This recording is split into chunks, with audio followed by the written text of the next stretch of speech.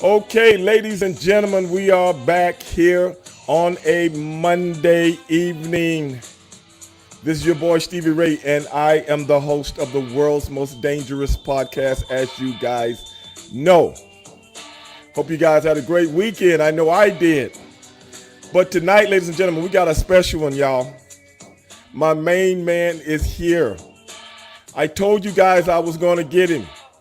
And when I tell you I'm going to get someone, you better believe I'm going to get him. He's here tonight. Mr. Tracy Murray, NBA star and champion. He's in the green room, waiting to kick it off. What's up, Jamie? Who is that out there? Mr. Rodriguez is in the house. Everybody's going to be in the house tonight because it's going to be on like a steaming pot of neck bones. Y'all know how we do it on Mondays. Usually it's just me and Jimmy, or usually just me and you guys, and we're talking about what we're talking about. But tonight, we're going to talk a little basketball because it is playoff season. I am listening to all these guys on all the TV shows, all the radio shows, talking about this, that, and the other. So I feel as though it's left upon me to go get somebody that really knows the real deal. And he doesn't hold back because we're dangerous here. What's up, B-Will? What's up, Kron?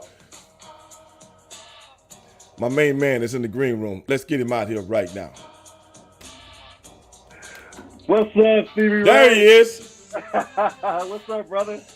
What is up, Mr. Murray? What's going on, bro? Hall of Famer? You good, Hall of Famer? I appreciate that, man. I appreciate that. Come on, man. Hey, come on now. You good, brother? I'm good, man. What about yourself? Everything's good, man. No complaints, man. My daughter and them just won another championship this weekend. Those girls are they're starting to get, starting to do something. They're young. They're starting to understand. A lot of the girls on the team are starting to turn the corner now. Well, that's great, brother. That's good to hear, man. But last time we talked, and I'll tell everybody out there in the audience this also, we was communicating when the UCLA Bruins was and I know Tracy went to UCLA, and when they lost, I was like, well, I'm not going to bother him. I was like, I was going to hit you back after the game, and I was like, oh, no. It looked like they had him, and all of a sudden, so I ain't going to bother him, man. I ain't going to bother him. He'll holler at me when he get a chance, man. And I appreciate you hitting me back, bro. Oh, no, anytime, man. Anytime. Hey, man, this is just a pleasure to be here. Thanks for having me on, brother. Oh, man, it's all good, man. I've been telling everybody you were coming on tonight. I got so many people out here that's watching right now because we're live right now. I like to do my shows live. I tape every now and then, but I really like to do shows live so people can chime in to what you and I are talking about, man. So let's get this thing started off, man. Okay. And let me tell you one of my gripes that I have with people all the time, and that's one of the reasons I got you on the show. Somebody that really – see, I go round and round with the cat, your boy. And I'm going to be honest with you, man. The cat knows nothing about professional sports, man. He my man, 50 grand and all, but I just got to tell it like it is, man. The cat thinks he knows sports, but he really don't. He thinks he knows wrestling, but he really doesn't. So, I got to just put him on the back burner and let him think he knows what he knows. Put him on timeout? I got him with a dunce cap on, bro. Tracy. You remember, you know about the dunce caps. These kids today, they don't know about the dunce cap. I just stuck it on his cranium. You know what I'm saying? You got it on that big head?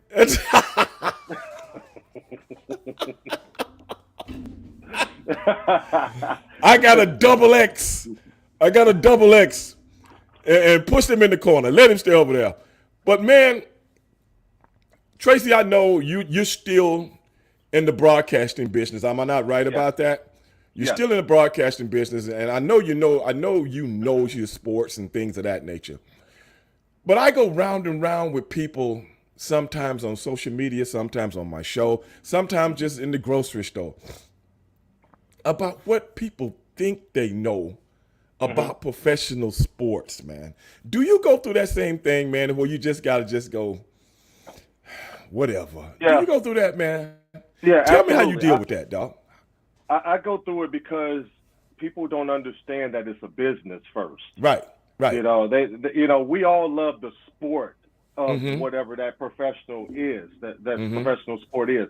But there is a business that's attached to it Right. that the fan or the normal person don't really understand. Right. So, and that's where salaries are involved, and Mm-hmm. that's where your role is involved. Mm-hmm. And so everybody, just like in your business, like everybody can go in your business. It's just a matter of who they think is championship material and who's going to put Mm. asses in seats. Right. Same thing in our business. Everybody can play. Mm-hmm. If you can give, for example, there was a guy Okay. that came into training camp and he killed the stars. Mm-hmm. He was cut the next day. And you Mm. ask yourself, why? Mm. Because he's a virtually unknown guy. Mm-hmm. He's not capable of putting asses in seats. Right. And he's running now. He's confident now. He's going to run around here telling everybody he lit up the star. Mm. And the star gets a little intimidated because you guys go through this too. Right. And the star's like, hey, he got to go. Right. And he's out of there. Mm. It's unfortunate that that's part of the business. Some of those guys lit me up in training camp. Right. And I'm in the middle of a 7-year deal. I'm like, wow, I'm glad I'm in the middle of my 7-year deal because that might have been me out the door. Just being Right. honest. Right. Just Right. being honest. And people need to hear tons that. of people. Yeah, there's tons of people who can play, man. Mm-hmm. And the same thing in your business. Tons of people who can go. Some people on the Indies and the NXT and Right. all over the place that probably deserves a spot on the main roster. Right. But because of one reason or another or reputation, they're not there. You can make one mistake and it'll cost you. You know something?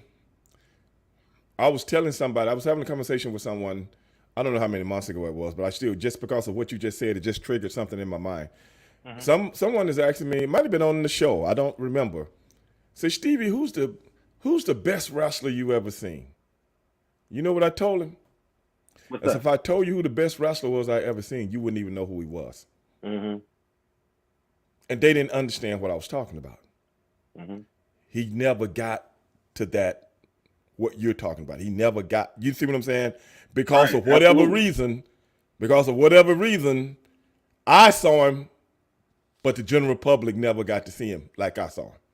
Right. If that makes sense. It makes a lot of sense. Now, if you ask me something a little bit more specific as to who's the best wrestler I ever worked with or been involved with, that's a whole nother question. Right. If you see what I'm saying. Absolutely. Yeah. Absolutely. So yeah. Go ahead. Yeah, same thing. Like that training camp story, right? There might have been some guys that came in there that was like, ooh wee, might have been one of the better dudes I've seen in a long time. Right. But when we have preseason games, they're trying to get reps for the stars and the rotation players, and that guy doesn't see any time in the game. Right. So everybody thinks the guy at the end of the bench, he sucks. No, that's not the case. Right. And he's one of the guys that is killing in practice. Like a lot of rotational players from, like, everybody was asking me the question, why wasn't I playing at the beginning of my career? A lot of my peers, people I grew up with, why aren't you playing? Well, shit, I have Jerome Kersey, Clyde Drexler, Mario Ellie, Clifford Robinson, all in front of me. Right. All making more money than I am. Right. You think I'm going to play in front of those guys? It's not going to happen. And people don't realize the cachet. Yeah. They don't realize the cachet. Yeah. Because the owner, right? Why am I paying this guy money, and you're playing this guy who's not making the same money as this guy? It's like, it doesn't make sense. They look at us as assets. They don't look at us as talent or players. Right. They don't look at, so it's because when you're young and you're full of, vinegar and everything, it's like you get after and you go hard and you fire it up and you go at people. And then, some guys are a little bit older. Their bodies don't work in practice, but they Right. got that extra adrenaline during the game or maybe during WrestleMania or Mm-hmm. pay-per-view. It's a little bit different. You know Right. what I mean? They're different performers because now you got that extra adrenaline and Right. they're moving a little bit better. Mm-hmm. So now I'm having a false pretense in my mind about how I'm doing them in practice and how they're playing in the game. I'm feeling like I can do what they can do, but they have another gear in the game. Right. You know what I'm saying? So, and that's the gear that I had to figure out. I had to learn from those guys. Now, we all know everybody. We are in on the show tonight with Mr. Tracy Murray, former NBA star, and he's gracing our presence tonight. So, everybody, these are the kind of people I'm going to try to be getting on the show for the rest of the year. People that can really talk it and walk it. Not like some of these other ones we'd had on that I had to kick off, but real deal. Real athletes talking about real things. That's what the show is all about. That's why it's dangerous. So we might touch upon topics for anybody out there. But anybody that's watching right now on my Facebook feed, please go over to Stevie Ray TV on YouTube, Stevie Ray TV on Twitch. You go to the Patreon, become a subscriber. Let's keep this thing going. Now, let's get back to the beginning of your career. Okay. Coming out of UCLA. Mm-hmm. And your first season was 03, I think? No, my first No. 93. 92, 93. Yep. Okay. Now, you spent some time here in Houston, where I'm from. Yes, sir. You spent some time. I thought I seen you coming out of some clubs. I ain't trying to put your business in the street or nothing like that. No, you probably did. I think I remember seeing you coming out of a couple clubs. You probably did. Who's that kid? You know what I'm saying? I think a couple of people say, I think he played for the Rockets, man. Okay, he looked like he might have some potential. I had hair back then. I had hair. And you know how we had the boxes back then, Yeah. But, man, give me this. And this is going to lead me to another question. Okay. You were on the team when the Rockets won the championship. The second championship. I came over with Clyde Drexler in the trade. Yes. Yeah. Yes. So that had to have been that was a heck of an experience, and it taught me a lot. Of course, I was the young guy in the trade that was just trying to find his footing. Right. That trade basically was to bring Clyde home to play with Dream. Plus, the Rockets needed a shot in the arm. They just won the championship the year before. They're the toast of the town. And they forgot that the season started again. And so, and so they were taking their lumps, and it was getting down the trade deadline, and the Rockets were, almost out of playoff contention. Right. So I remember they that. They needed a shot in the arm, and Clyde was that shot in the arm. Clyde needed to get out of Portland because we ran our welcome was worn out. We wore our welcome out. So we needed a new opportunity. So we both came there. Clyde started playing like he was 22 again. That new energy that he had, and then to be back with his boy again, Akeem Olajuwon, that old Five Slammer Jammer reunion. You know what I mean? Oh, yeah. And you should have seen those two when they were hugging each other and laughing and joking, and they didn't even have to say anything. They were just like two little kids over there, man. and it was so cool to see. But then, it wasn't an easy welcoming because Otis Thorpe was their guy. Yes. So if we weren't welcome in the locker room like that, we had to kind of ease our way in there, because guys were mad that OT was gone. So, it took a while to get in there and get the confidence and the camaraderie. But eventually we went on a run to end up being in the 6th spot when playoff time started. Now let me ask you this. Who else? Now, remember, Otis Thorpe left. Yeah. I see, and there was a foreign player that wasn't on the team, but they had the rights to. And they sent that rights with Otis Thorpe to Portland for Clyde Drexler and myself. Now, okay. Was it anybody else? Was Sam Cassell still on the team? Everybody was still there except for Otis. Right. Okay. Sam's another good friend of mine. Oh, Very Sam good. is my man. Very good dude, man. That is my man. 50 grand. Is he still coaching? Yes, he's Okay. he's still with Doc in Philly, but he's up Okay. for the Houston head coaching job. I I hope they would give I it would to him. love to see Sam back here, man. He I would love to see him. understands the Houston Rocket culture. He knows the city. Right. He brings another dynamic of putting asses in seats. Yes. You know what I'm saying? Yes. And the young guys identify with Sam. He Yes. identifies with them. He knows how to talk to them. He knows how to make them feel comfortable. He Mm-hmm. knows how to make them play for him.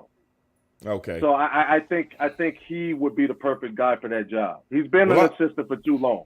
well, I'm going to keep our fingers crossed, man. I would love to see Sam Mm-hmm. get a head coaching job, especially right here in Houston, man. Yeah, But yeah, but what I want to go to now is Houston won 2 back-to-back yep, championships. mm-hmm. One with you, one without you. Right, Okay. The Bulls had won 91, 92, 93 right right, before Houston. mm-hmm. And then all of a sudden, Michael Jordan takes a sabbatical. I never Right, like to say retire, right, because see, on this show, I tackle the tough issues, man. Now, I'm not trying right. to put you into a predicament. This is No, just you're what not. I do on the show, okay? And then you have people out there saying this, and this is what I want to get your opinion on. Mm-hmm. Well, if Michael Jordan hadn't retired, they would have won 5 in a row, or 6 in a row, or 7 or 8 in a row. I can't see the Bulls beating the Houston Rockets No, this is my opinion, in that and mine period too. because of outside shooting and inside dominance. That's just me. I played a Yep. little basketball myself. You might not know it because I'm a much bigger guy now. You know what I'm saying? But I play a little basketball myself now. And, I ain't going to come up here and act like I'm the cat like he are. He's still trying to play basketball on them He knees, is. He is. on them knees and hips. You know, can't even do a spinning back kick no more. But anyway, you know, you know, do you believe, in your opinion, and I know you might be slightly biased because you played for him, but at the end of the day, you know basketball. Do you even see the Bulls getting back to the final to play the Rockets in those two seasons? I think the Bulls get back against the Knicks because Okay. they had the Knicks number. Michael was in the Knicks head. He had their number. Okay. So the first championship, probably would have been against the Bulls. I think so. There's no answer for Akeem Olajuwon, man. That's my point. On either end of the court, Dream was on another level for those 2 years. Oh, And you can ask anybody that played in the NBA that played with us or against us. He was a different animal. And if you look at the matchups during the regular season, the Rockets won those matchups. mm-hmm. So that's what you have to try to put into play there. I know it was only one game each because Right. of the conferences being Eastern Conference and Western Conference. And there would have been some extra scouting. There would have been some extra things thrown into play. But there's no way Will Purdue, Longley, Scott Williams, anybody can guard Akeem Olajuwon. Whittington, don't leave him out. Not Winnington, none of them. They cannot guard. And I'm saying this with all due respect because I respect everybody in the league. I'm not saying it with the respect I'm not saying it with your respect, but I'm saying it with respect. Right. I hear you, but there's no one that had an answer for Dream. No one. If they wanted to play him physical, he stepped out off the block, faced them up, and he went at him. If they stuck a more agile guy on him, he overpowered him. And that was before Dennis Rodman. Absolutely. And Dennis couldn't guard him either. But my thing is this. The Rockets in that period were the one team in the NBA that looked like a team of today when they got hot with the three-point shooting. Mm-hmm. Absolutely. That was the beginning of the three-point shooters to get you back in the game that you're never out of a game. That's just my opinion. We were down, 30 to Orlando in game one? Came back and won. The Kenny Smith and Sam Cassell caught fire. But this is the thing. We were, this analytic style of play where everybody's casting up a bunch of threes. They're doing it from the outside. Right. And they're spreading the court, right? Mm-hmm. We did it inside out. Right. We established Dream, and then everybody around them was snipers. Right. So you had to pick your poison. You were either going to get 50 from Dream or everybody else was going to kill you behind the line. And that's what I was telling people. I'm like, I don't care how good somebody is individually. That's hard to stop. The key that's to that, hard though, to stop, huh? But the key to that is everybody was unselfish. No one cared who got the credit. Right. So if Dream kicked it out to me and somebody ran at me, now I know I'm quick enough to get it off and knock it down. Mm-hmm. Got to make that extra pass so he can get a wide open one. Right. Somebody run to him, he kicks it over to the next one. Mm-hmm. Somebody was getting a wide open three every time. Oh. And that's hard to guard. That's my point. So, and then you got the monster in the middle. And then defensively, you look at us individually, we probably wasn't the greatest defensive team in the world looking at us individually. But when you got that monster back there, you're a lot better defensive. Wow. Well, man. And then here's the X factor, another X factor that no one thinks about. Vernon Maxwell was not scared of Michael Jordan. That I know for a fact. He battled Mike all the time. He was an X factor because everybody's going to say, well, what about MJ? Vernon Maxwell. Then you say, and he loved it. Yeah. What about Pip? That's Clyde. Mm-hmm. So who's got Dream now? And you know something, Tracy? A lot of people, they look at analytics and they look at, a lot of people that really talk about those days really don't know those days. They're really just going off, lure, and they're going off YouTube and barbershop talk. That's why I get into it with a lot of people you know what I'm saying? Right. I'm like, you didn't even live through that era. You don't even know that era. You know what I'm saying? Right. You heard about that era. So it deep down in the medulla of your brain, you think that era, like you were sitting there. Most of the people wasn't. They were kids then. You know what I'm saying? Right. So they didn't look at things like, they look at things now in a comparison. But I'm going to say this. I would love to have seen the matchup. I would have loved to have been in it. Oh. Yeah. Oh, no. I know you would. I would love to have been in it. Yeah. I would have loved it. Because we had some guys that were clutch, man. Mario Elie was clutch. Robert Horry was clutch. I mean, Sam Cassell was clutch. Kenny Smith knocked down some big threes. Then you had role players like Chilcutt, Chucky Brown, Carl Herrera. I mean, man, I forget about some of those guys. And you want to know who the biggest help was? Wasn't even on the team the whole year. They picked him up in the playoffs. Who's that? Charles Jones. I don't remember him. Charles Jones is Major Jones and Caldwell Jones' youngest brother. Oh, really? Charles Jones backed Dream up in my year.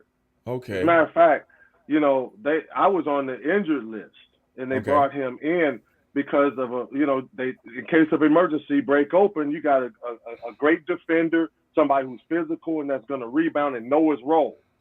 Right. So he was bigger than what people thought. Well, I just want to get your assessment on that because, I go through that all the time. If this, if that, blah, blah, blah. Well, you guys heard it. It's going to be a great debate for the rest of our lives. It's going to be a great debate. Well, no debate for me. Ain't no debate for me. I'm very emphatic. Okay, I'm very emphatic when I have. I just let people know. No, man, Dream Shake. Right. They didn't want none of Dream Shake, man. I was there. I was there watching when I'm sitting there watching on my TV when OJ interfered, bro. I was right down. OJ interfered with the game, dog. I'm like, wait a minute, Juice. Can't you do this at another time, Juice? I'm watching the game, man. Right. I'm like, damn, Juice, can you stay at the graveyard one more hour, dog? But he said he was at the graveyard, dog. But I'm just saying, I mean, Juice, you and LC, listen to the radio for a little bit, man. The Rock is on, man. Can man, could you stay on the golf course another hour or something? In a tuxedo. Yeah, for real. And man, I'm just saying. That was crazy. That was the only. That was the only drawback. You know what I'm saying? That's one reason I still remember. I still remember where I lived. I had a little townhome a few miles from where I am now, man. And my boy used to watch my boy. He was a mailman that stayed next door to me. Mm-hmm. I used to watch my car, my motorcycle, because I didn't have a garage. You know what I'm saying? Mm-hmm. And he would watch my vehicles for me while I'm out of town, wrestling, while I'm on the road. Mm-hmm. I might be gone for a month, you know what I'm saying, before I come back home. And I still remember I was home when the championship thing was going on. Then all of a sudden, I'm like, oh, no, man. So then the news put the little screen for the basketball over here. You know what I'm saying? I'm like, wait a minute, dog. Yep. Oh, my God. True story about that day. Okay. I was living in a penthouse in Marina Del Rey. Okay. So the TV is by, I have a big giant window right there, and it was wide open. The blinds were pushed back, so I could see everything out there going east of LA. So I'm by the water. Right. So that means I'm facing the 405 freeway. Right. So the split screen is going on, and then they put the game in smaller, and then they. Right. So I'm sitting there. I'm like, wow, OJ's going up the 405, and I'm sitting there, and then all of a sudden I'm looking at the game, and all of a sudden I see all these helicopters moving slow behind the TV in the window. Okay. And it was Juice passing my penthouse. Really? Which was like, it was still 2-3 miles down the way, but you can see all these helicopters. Right. That's true story. And I was like, wow, this is crazy. I couldn't believe that was happening. I couldn't believe that was happening. Me either, brother. Me either, man. Because growing up, I was a huge fan, man. I still am. I still am a huge fan. I'll be the first. I talk about things like the situation with Juice and different things on this show because I try to talk about more of an array of things other than just sports or pro wrestling, this, that, and the other. Right, absolutely. So, and I remember that because I'm on the road when that whole trial went on for almost 9 months. I'm on the road looking at this on television every day. So I have a vested interest in it, not only because he was a childhood hero of mine, and I was very interested in what was going on. So that's why I have the pretty much mindset behind the whole thing that I do. But that's a story for another day. Yeah. But getting back to the great Tracy Murray, y'all, he's on the show today, and we're talking a little basketball, trying to put things in perspective. So you guys go over to the Twitch channel, you guys go over to the YouTube channel, Stevie Ray TV, and you guys can look at the show live right now. If you're watching me on my feed right now on Facebook, the Facebook is not live on the show. You guys can just see me. You can't hear him talking. You go to those two outlets, and you can hear both of us talking. Now, let me get to this. I'm writing a book, Tracy. Okay. And you know what my book is going to chronicle? What is it? My book is going to chronicle how professional wrestling has changed all of pop culture. Oh, absolutely. Okay. In one way, shape, or another. Yeah. Now, prime example. Go ahead. Prime example. That got Angel Reese in trouble, right? Right. We know where that came from. Right. But what I'm chronicling is going to be even deeper than that. Some of it even uglier. Yeah, okay? Some of it be even uglier. And you know this, bro. You know this because you're professional athletes and nothing get past you guys. You guys have seen the evolution, from the time you were a college basketball player to the time you become a pro basketball player to the time you in the field that you're in now, in the media business. You have seen the evolution of professional sports and how it has bitten. Not bitten all professional wrestling. Not just basketball, not just football, baseball, hockey, everything else. What happened to the Goon in hockey? Remember the Goon? Any of you guys out there remember the Goon? You remember back in the day, the Goon was the guy that came out and made sure Wayne Gretzky was okay. Yep. In basketball, what did they call that guy? A hatchet man. I mean, you had one on every team. I mean, Oak was like that guy for New York or on our team in Toronto. It's like if somebody got knocked, if Vince Carter got knocked down, Oak was going to put you on your ass. There you go. Everybody had that enforcer. The last enforcer is his book. Yep. Right. See, nowadays you can't have enforcers no more. Nowadays in hockey, when I was growing up, you know how hockey got big ratings? People didn't watch hockey till they let the two guys that had a problem with each other. Hey, baby, you don't like me, I don't like you. Let's get it on. They would show that. You notice they don't show it no more. Yeah. You notice that? They don't show the fights no more. Remember that? They used to drop the gloves and go. Yeah. Remember they used to show it on ESPN though. Mm-hmm. This is what happened tonight. Yep. Okay.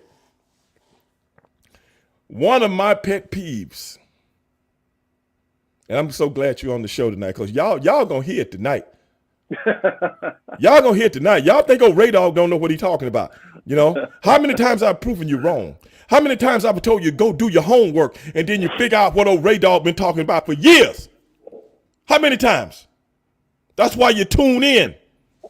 You tune in because old Ray Dog always got a lesson for you. Always got edification for you. Yes. But this is the thing right now.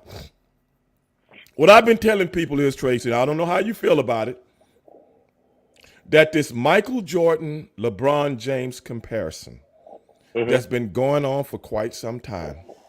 And what I try to tell people is this. I do another show with Vince Russo. Do you remember Vince? Yeah, I know who Vince is, yeah. I've never met him, but I know Vince.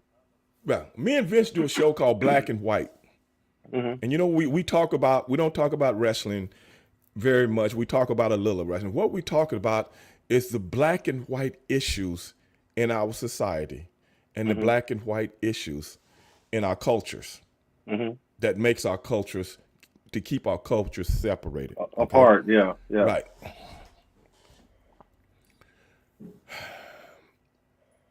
The documentary came out during the pandemic called The Last Dance. Right. Okay. Now, I told Vince this, and everybody out there that's listening, pay attention. Please pay attention. Because, see, some of y'all get into y'all emotions, then y'all start hitting no Ray Dog up with things you don't talk about. And it makes me upset. Y'all know it makes me upset. You know, y'all know that.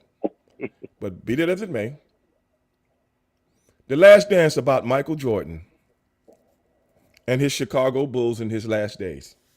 And I tried to, when I watched it, my assessment was, I see straight through this, Tracy. I see straight through it.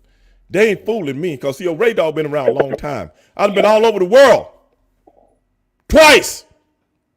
Done seen it, did it. I see things for what they are, and I don't look past it because I know my history, and I study my history.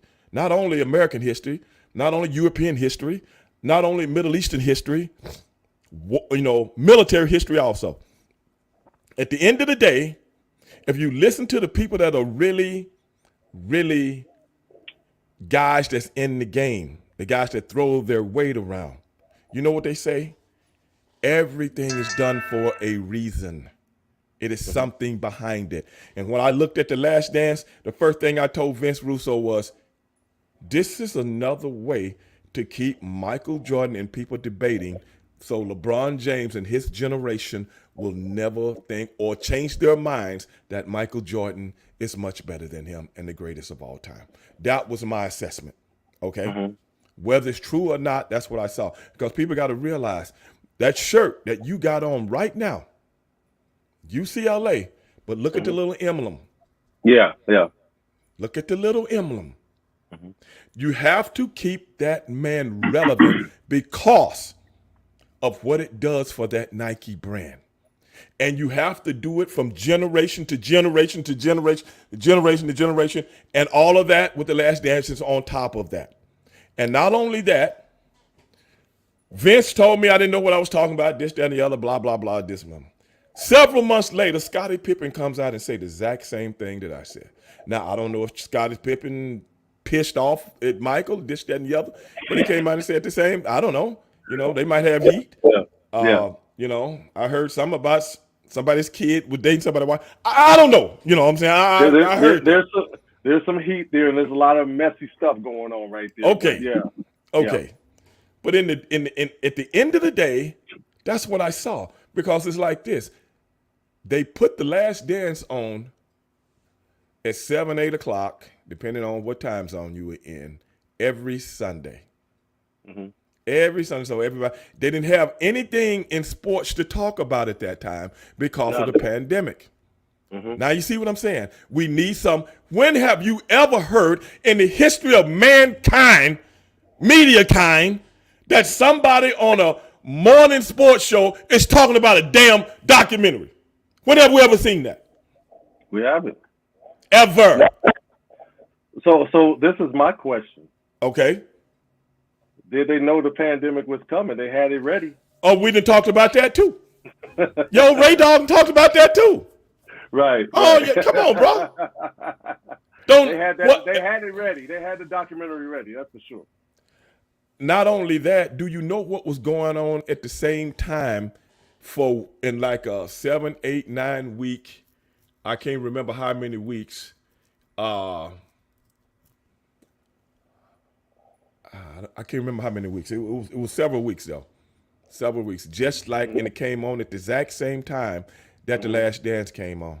HBO was doing an in-depth documentary about the Atlanta child murders. Did you know that? No, because we're distracted by The Last Dance. I can't make this up. Yeah. Wow. I can't make it up. See, y'all, see what I'm talking about, y'all? Y'all think old Ray Dog don't be knowing what he's talking. Y'all, you see, I pay attention to everything, man. Everything. Yes. You think that's a coincidence? Does anybody think that's a coincidence? If you do, you're sadly mistaken, because, see, I've studied L. Fletcher Prouty, who was a liaison with the Pentagon and the CIA for the Air Force back in the 50s and 60s. You know what he says in his books? Nothing in this country or this world happens by accident. Somebody's behind it. So that is why I say the documentary was doing two things at once. Mm-hmm. What you got to keep people's minds distracted. And not only that, I'm indoctrinating you at the same time. Mm. Yeah, now, I didn't know all of that was going on. That's why you're on the show, dog. That's why Ray Dog does what he do, man. You know what I'm saying? I'm out here talking to politicians on a daily basis, man. I got accommodation from for my work in the city and stuff like that, baby. I don't brag about stuff like that. I don't even care about it. You know what I'm saying? Hey, give it to somebody else. But at the end of the day, hey, I ask tough questions. And I'm not afraid of them. Right. I ask tough questions.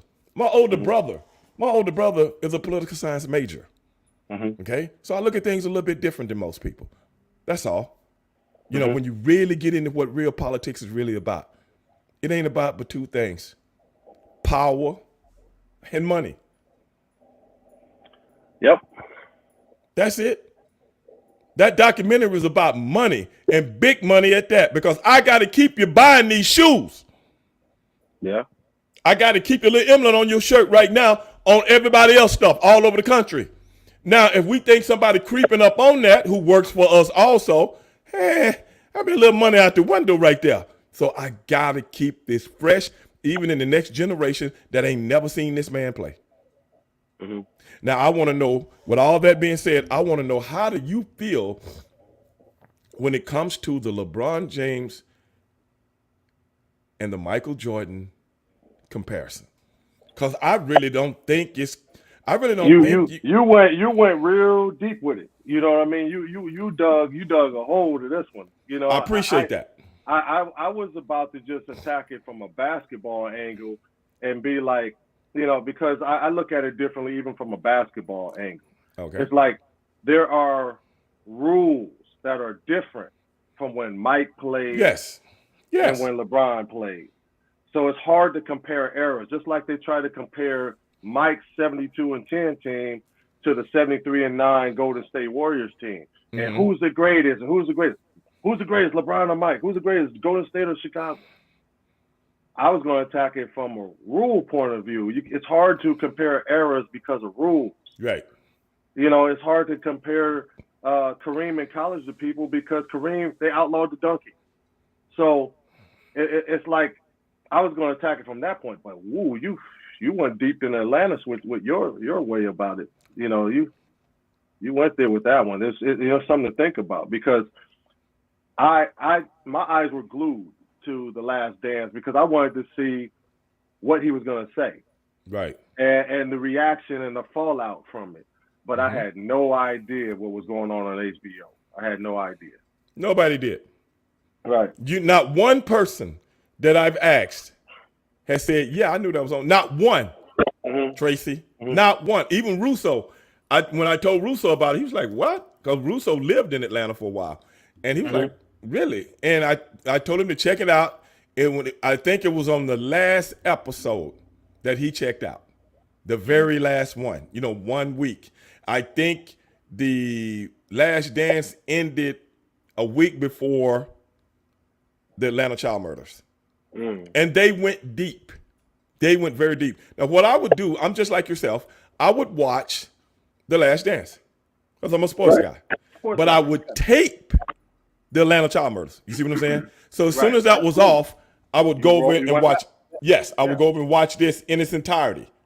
Matter of fact, I had them on my DVR for I don't know how long before I had to erase them because I had so much stuff on the deal. Yeah, I might still have a couple of episodes on there. I'm not sure right now. But yeah, it was because I remember that.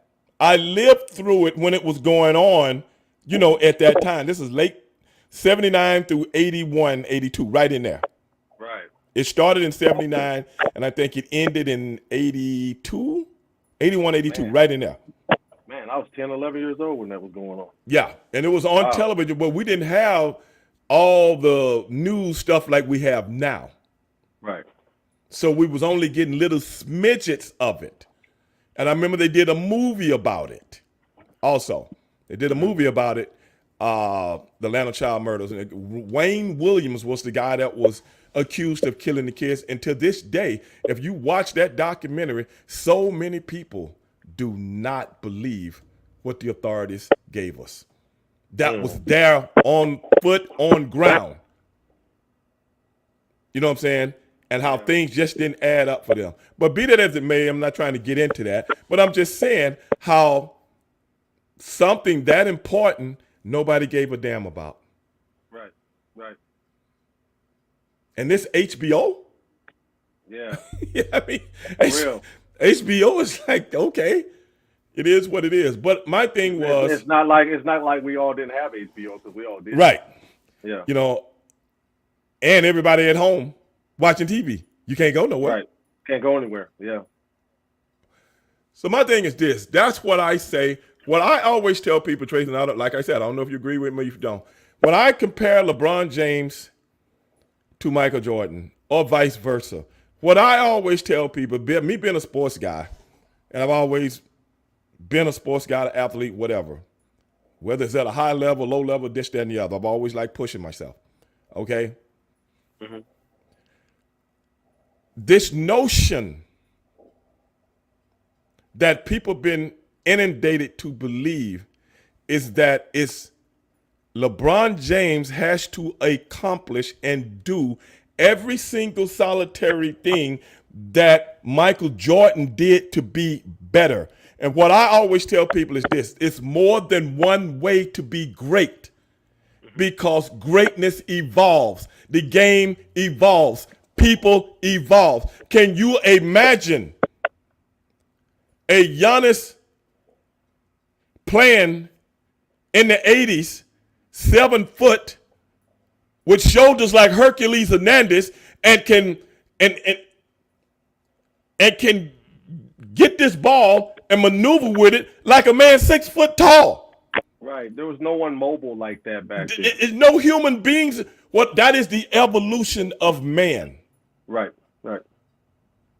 The evolution of man does not go backwards unless we're talking about Michael Jordan. So I give you the floor. Please make me understand that. Well, I had to go through the same thing. Just with California basketball history. Okay. I was the all-time leading scorer in California history. Right. Records are made to be broken. Right. My records were broken. And I was never considered the best player to ever come out of California, but I was the leading scorer. So right. People come, people break, people compare you. So I had to go through that too. And honestly, it's kind of exhausting. It's really for the fan because we keep moving forward. You know what I'm saying? And we keep doing other things to try to, help other people along the way and continue to advance what we're doing. But that's what history is. People always are trying to compare and contrast, and this person's better than that person. It's good conversation. Right. But you're absolutely right. The game changes. Everything evolves, whether you like it or not. Mm-hmm.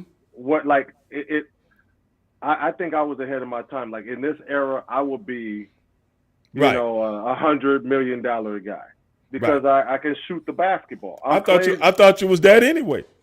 Oh hell no!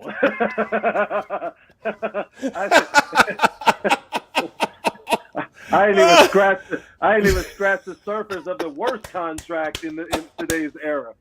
But the crazy thing about it is I'm Klay Thompson minus his defense. Right. Minus his defense, I'm Klay Thompson. So so I'm sitting here. Either I'm going to be pissed off and sore about it, or I'm going to be like, man, the game has changed. The game has changed.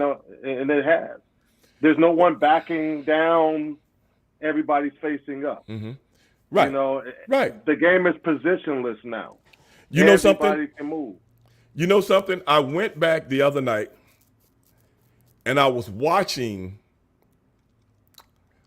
who was it? I was watching a playoff game between the Detroit Pistons and the Chicago Bulls.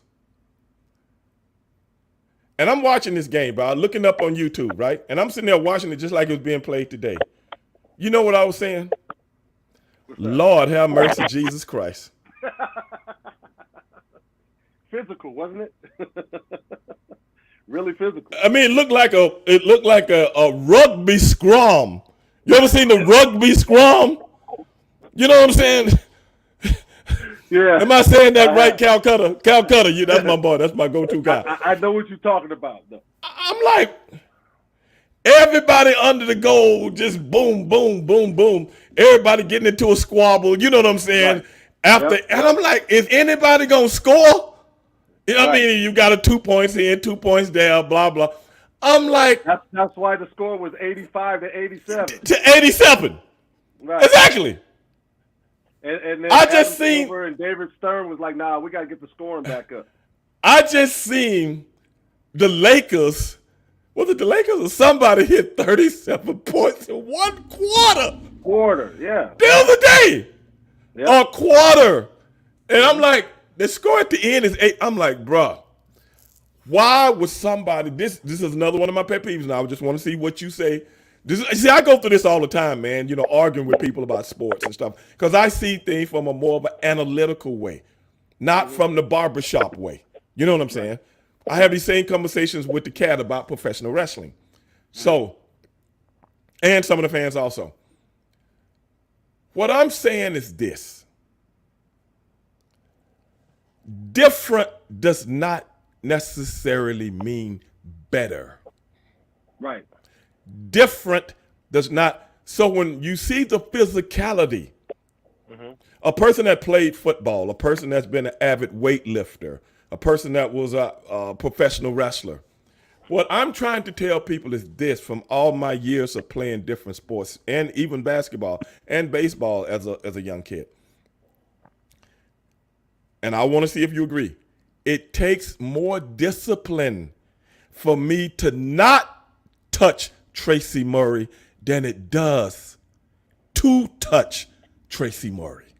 Oh, absolutely. If that makes sense. To touch somebody up. It's easy to touch somebody up. I can't touch you anymore. I can't. And now you want me to cover him. And he is a great outside shooter. And you're supposed to play defense. Right. So how can you play defense without touching anybody? Well, that's my point. How is Yeah. that? How is that? It takes more effort from a person in today's rules than it does people in yesterday's rule. How do you feel about that? I think the player can adjust. Yeah, Some players, not all. some players, Today's player. Today's player could adjust to back then. Okay. Because, and they know now because they're playing in today's. So they already know how to play in today's. I think if you was to put, there are some guys that probably couldn't play back then because they're not physical enough. Right. And their body's not big enough to handle it. I think the superstars transcend eras. Right. Some of the role players may not have made it. Right. Back then. And some of the role players back then may not have made it in this more athletic, non-touch era either. So that's where that's my answer to the question. This is my question to you. Okay. Wrestling or sports entertainment? Because it's the same thing. Because that basketball is going through. But it has evolved. Same thing. It has evolved. No. This is one of the things that I talk about all the time when I say I have conversations with my audience about this, and I try to tell them, stop looking for yesterday. It ain't never coming back. And that's what we've got to look at basketball the same way. But people don't. We got to look at how it's going to evolve from this point. Right. Where is it going to go from here? Are they going to bring the mid-range back? Are they going to go back to ground and pound? Is it going to stay this way for a way? Are they going to add something else to make it more interesting? So what are they going to do from this part of the evolution? Basketball, football, baseball, pro wrestling, all of it is a creature of habit because it has to evolve with pop culture. The young people of pop culture do not have patience like people had yesterday. Right. In my culture, when I was coming up as a kid, we all had to sit down at the table and eat together when I was a child. Mm-hmm. And you had to wait for your father to sit down before you could eat. Right. I bet you 90% of the families in the United States of America do not do that anymore. They probably don't even sit at the table. Exactly. It wasn't no such thing as, hey, Mama, get my plate and I'm going in my bedroom and watch television. Well, you better sit down or you will get cracked with a left hook like Larry Holmes hit you. Right. You know what I'm saying? Absolutely. It was that kind of discipline in my home. Right. So what I'm saying is when I talk about pop culture is this. If you listen to the music, if you listen to the dress, the way people dress, if you listen to how people react to things, all of these things spill over into professional sports at the same time. When I was coming up, a love song meant something to someone. Somebody could listen to that song and better themselves or maybe say something to a young lady because I listened to that song and I understood it. Right. When the last time you heard a love song? Not in a long time. Not since the 80s or 90s. Exactly. And then the 90s, it was starting to turn a little raunchy. So now a young lady, if you don't come up to her and say, hey, baby, well, you got a big old ass and you got a big donk right there, I like to holler, she don't even know what you talking about. Exactly. If you don't approach her like that. Now, right. I know I'm not crazy because I talk to a lot of young people. I have a young daughter, so this is what I'm saying, how the eras you live in reflect professional sports at the same time. So when somebody tells me, Tracy, oh man, LeBron James wouldn't have made it back in the 80s and 90s. I'm like, first of all, this is just me because I'm an athlete. How does a 6'9", 260-pound behemoth not make it against a guy that's 6'9", 210 or 200 pounds? How you gonna muscle me? And I'm all American in football also. What you gonna do to me, man? I know football players know leverage. You know what I'm saying? I played football. Yeah. I played tight end. So I got to block on the sled with the offensive lineman. You see what I'm saying? I got to block the linebacker. I got to block, you know what I'm saying? When I'm playing offense, when I'm playing defense, I play safety. So I got to know this, that, and the other from where the what the tight end is going, where the wide receiver is going, this, that, and the other, and cover a certain area. When I take that into basketball, brother, I know how to move you without even touching you. Because I'm taught leverage. Basketball players are not taught that. No, you we taught have to squat. try to learn that. Right. I have to try to learn that. Yeah. So I'm like, a guy that's a genetic freak like that, why would you even say something like that? Because it makes no sense to me. You can't take the evolution of man, taking back like a rerun of the TV show The Time Tunnel, and then expect for him not to excel. This is primitive to today's mind. This is primitive. People don't understand what LeBron is. LeBron is a hybrid of three people. Maybe four. If you put the IQ in. Well, that IQ has to do with one of them. Okay. Magic Johnson. Okay. IQ, big guard. I agree. See everything. I agree. Michael Jordan, athleticism. Yes. Karl Malone, strength. He's a mixture of all of them. And you know something? The word hybrid, you're 100% right. Yeah, he's a you're hybrid. 100% right. These guys nowadays are hybrids of what we had. Right. Like Kevin Durant is a taller Iceman Gervin. Wow. He's a 6'10", 6'11" Iceman Gervin. Yes. And more athletic and taller. God, yeah, I never thought about that. Maybe quicker, maybe more agile, maybe more athletic. These guys are like our athletes in our day was Michael, Dominique, even Spud. Spud can jump. It's like those are our athletes. Right. The athletes today, like Vince Carter was one of those guys coming in. He was the beginning of all of this crazy athletic stuff. Right. Like he jumped over a 7-footer in the Olympics, standing straight up. I saw that. Somebody was just showing somebody posted on social media not too long ago. I didn't see. I was like, wow.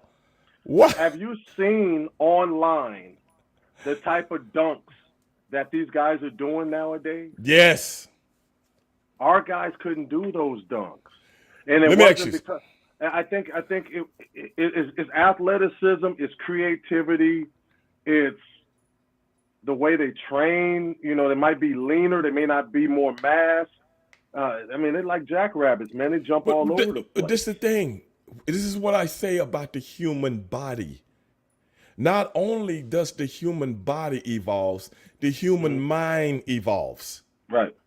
What I can see somebody do as far as dancing, let's take a movie like Beat Street. Right. That came out in the 84, 85. My favorite hip hop movie of all time, Beat Street. And look at how those kids was dancing, man.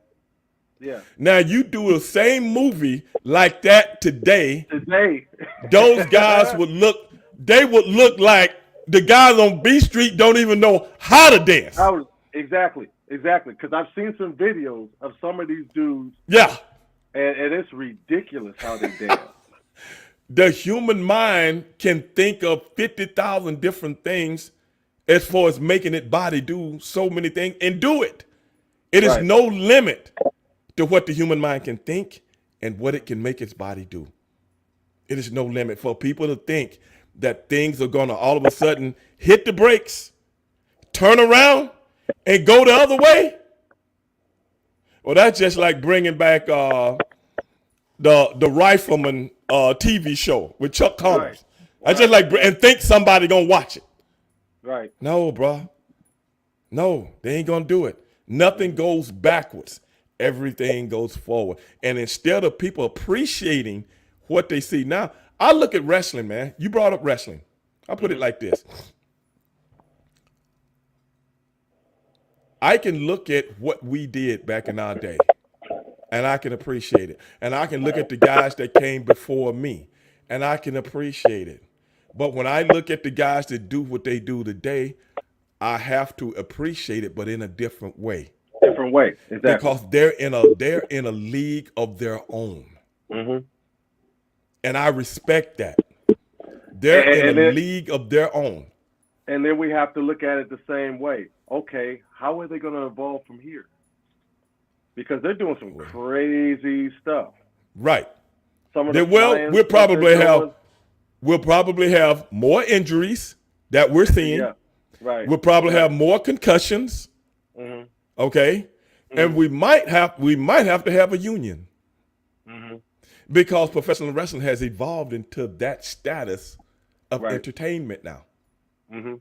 You know what I'm saying? Yeah. It's at that status of entertainment now. Whereas professional wrestling, just like your sport, back in the day, basketball didn't let anybody come in and be around, just like professional wrestling did. Mhm. Mhm. See what I'm saying? Only certain sports writers that you would talk to, Mhm. only certain people that you would give interviews to, because you tried to protect your business. And they were always going out of their way to write about something and twist your words in a way that you didn't say to try to get a hook and move up in their way of life. Okay? Yep. I know all about it. Okay. Yep. So now, anybody and everybody, well, I talked to Tracy Murray last week and, he said this on the podcast and blah. Wait, man, I'm on the podcast talking about nonsense. You just took what I said and took it to another level. Right. Now the whole world looking at you crazy. And didn't even quote you the way that you said it. Exactly. So now professional wrestling is a part of that. You see what I'm saying? Pop culture absolutely. now. Roman Reigns has said this, blah, blah, blah.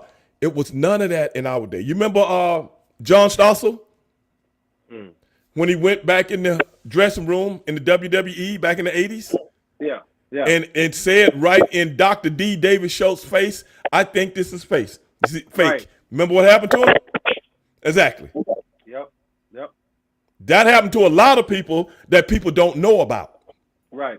That one just happened to be working for ABC television. You see what I'm saying? Mm-hmm. But that happened, Tracy, to a plethora of people. And you didn't go ahead.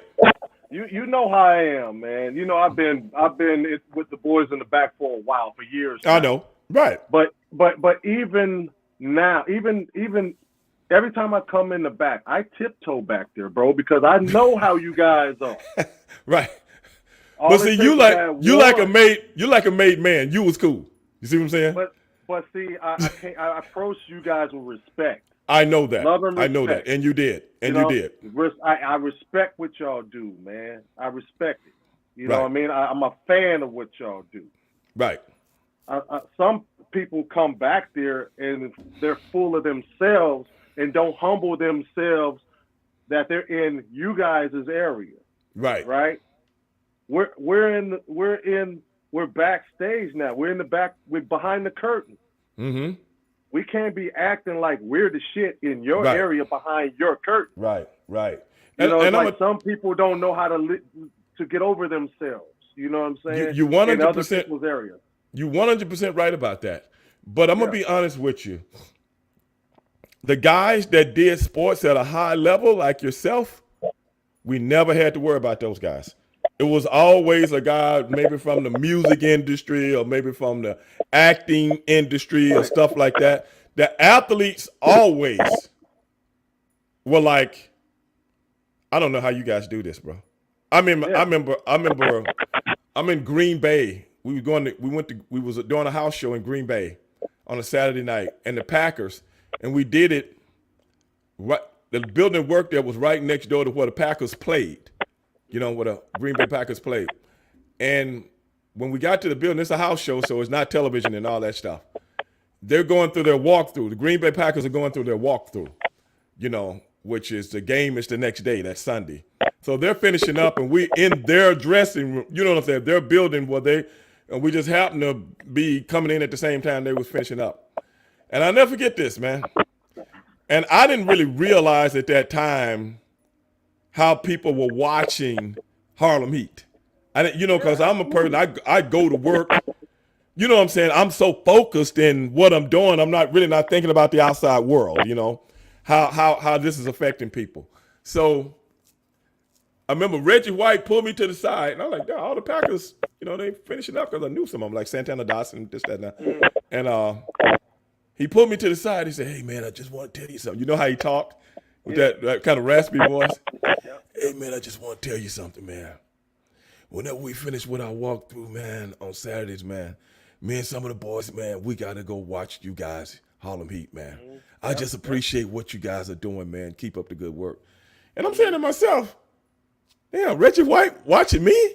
You know what I'm saying? This is Reggie White, So that's when I started to kind of get, hey, man, people are watching us. And that's why I can see why the respect factor was there. The respect factor from athletes. Because whenever we would come to Houston, Roger Clemens always, you know what I'm saying, in the back with his sons and his brothers and stuff like that, Roger Clemens.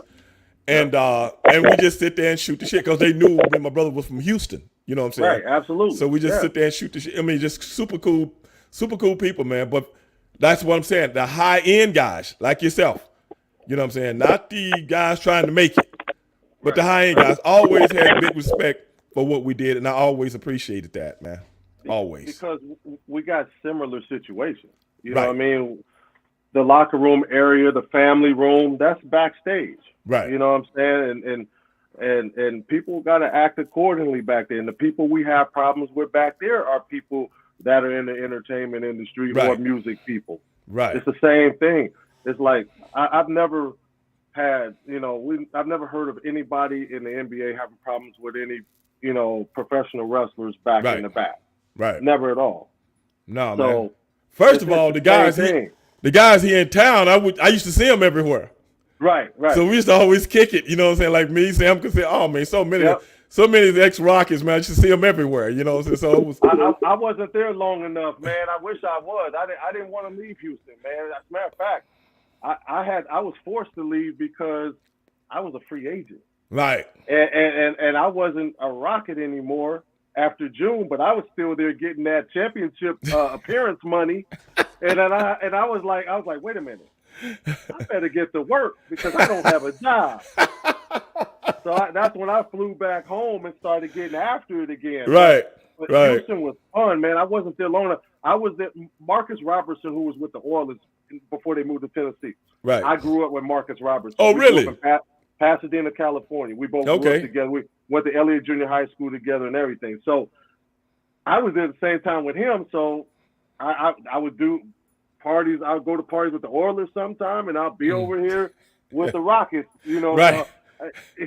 I would always be at his house. So it's like that's where I was the whole time I was there. So he was taking me around with some of the guys, and it was cool, man. It was a cool time to be there. The city really showed out for us. Rob, remember Rob Williams? That name sounds familiar. Yeah, he's the number 1 draft. Came out of University of Houston right before Clyde now. Okay, yeah. Okay. Yeah, right before. I think he got drafted by Denver. Got drafted by Denver Nuggets. Yeah. All from the same neighborhood. Okay. All from the same. Rob, myself, Singletary, Drexler, Dexter Manley. Wow. All of us pretty much from the same area of town. Talent. We're all from the same area of town. I mean, a bunch of those guys that played with Drexler. You know what I'm saying? You remember Winslow came in behind him. Ricky Winslow, Meshaw, all these guys. Meshaw, all from pretty much the same part of town, man. Michael Young, yeah. All pretty much from the same side of town, man. You know what I'm saying? Whole bunch of us. Crazy. Whole bunch of us, bro. Whole bunch of us. See, back then we didn't know what was coming from Texas because Texas wasn't allowed to go to AAU, Nike camps. They wasn't allowed to do that. So we didn't know anything that was coming from Texas. Yeah. Until the McDonald's All-American game when I ran into Shaq and Matt Winstrom. I'm like, two big dudes, man. I'm like, what the heck? where this guy come from? Right.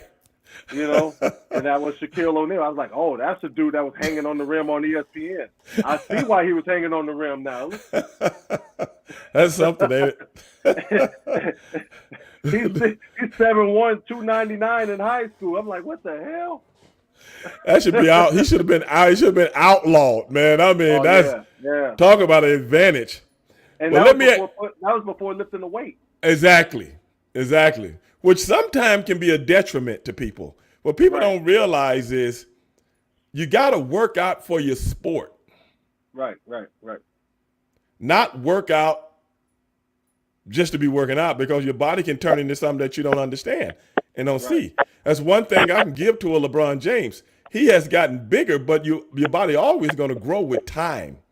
Mm-hmm. You know what I'm saying? From the time when he first came in the league until he is now, but he still has the quickness and stuff like that, because it was a gradual pound here, pound there, but it's lean muscle. But as you get older, you're going to get bigger anyway. Right. Like when you come in the league at 18, what was it, Brum? 237 when he first came in, close to 240, because he was 236 in high school in 11th grade. Who, LeBron? Yeah. They said he was 260 when he came in.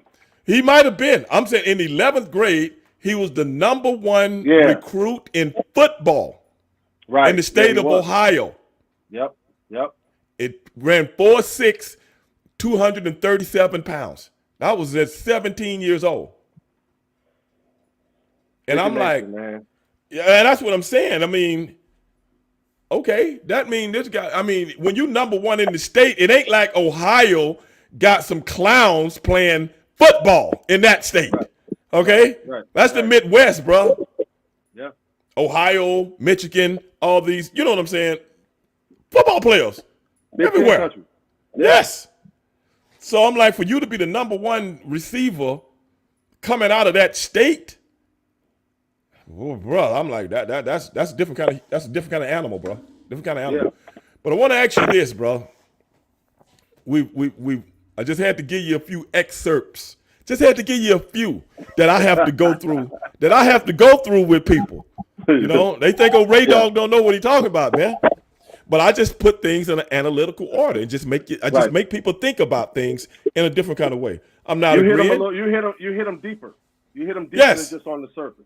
Right. You make them think about something else. And you know why that is? Because, see, I know what the media is all about. Mm-hmm. Okay. There are certain people on television nowadays that's in the business that you're in. I'm not going to call any name. I'm not going to call any names and stuff like that. We won't have to go there. But how do you feel about certain people? I'll give you an example. The other night, or was that last night when the Lakers were playing? Was that last night? Yeah, last night. Yeah. I seen Anthony Davis go for a rebound, and he looked like he hurt his shoulder. Right. And I've had my shoulder knocked out of place, Tracy. I know what it feels like, bro. Seriously. Mm-hmm. And I've had, it's almost like a pinched nerve that goes from here all the way down to the bottom of your arm. I've had that also. Mm-hmm. And both of them are very, very scary. You know what I'm saying? They're both very, very scary. When I saw that last night, I didn't know what happened to him, but I did hear him say, I can't move my arm. Right. I can't lift my arm up. Yeah. Right. And then in the middle of halftime, one of the announcers was saying, instead of having some kind of, this is just me, because I know what you guys do on a high level, and I know what it takes to stay at a high level. And one of the announcers was saying, it's almost like he had no empathy for this man's disposition whatsoever. The only thing he talked about was, oh, I can't believe he's hurt again. If he can't come back in, the people in L.A. should just get rid of him and blah, blah, blah. I got a problem with that kind of verbiage, bro. Yeah. Because the injury could like be. The tone either. Okay. I don't like the tone either. The tone has changed from, there used to be feel-good stories about guys. Now they don't have that anymore. I got you. Now that they're looking for every little itty bitty controversy, whether it's something off the field or court or whether it's an injury, it's always a negative spin on it. And Right. I don't like that. I'm not that type of broadcaster. I'm Right. not gonna I can keep it honest without keeping it negative. You know what I'm saying? Right. I people don't understand why these guys are having certain amount of injuries that they're having nowadays. It's like, so I'm gonna break it down to people. When I was in AAU, we had the regular season, which was from October to like March, right? Okay. And that consisted of if you went to the state championship, it was probably 36, 37 games. Mm-hmm. Okay. In the spring, we would have 3 tournaments. In the summer, we would have 3 tournaments. And this is AAU. So that's 6 tournaments in AAU, and we'll be done with it.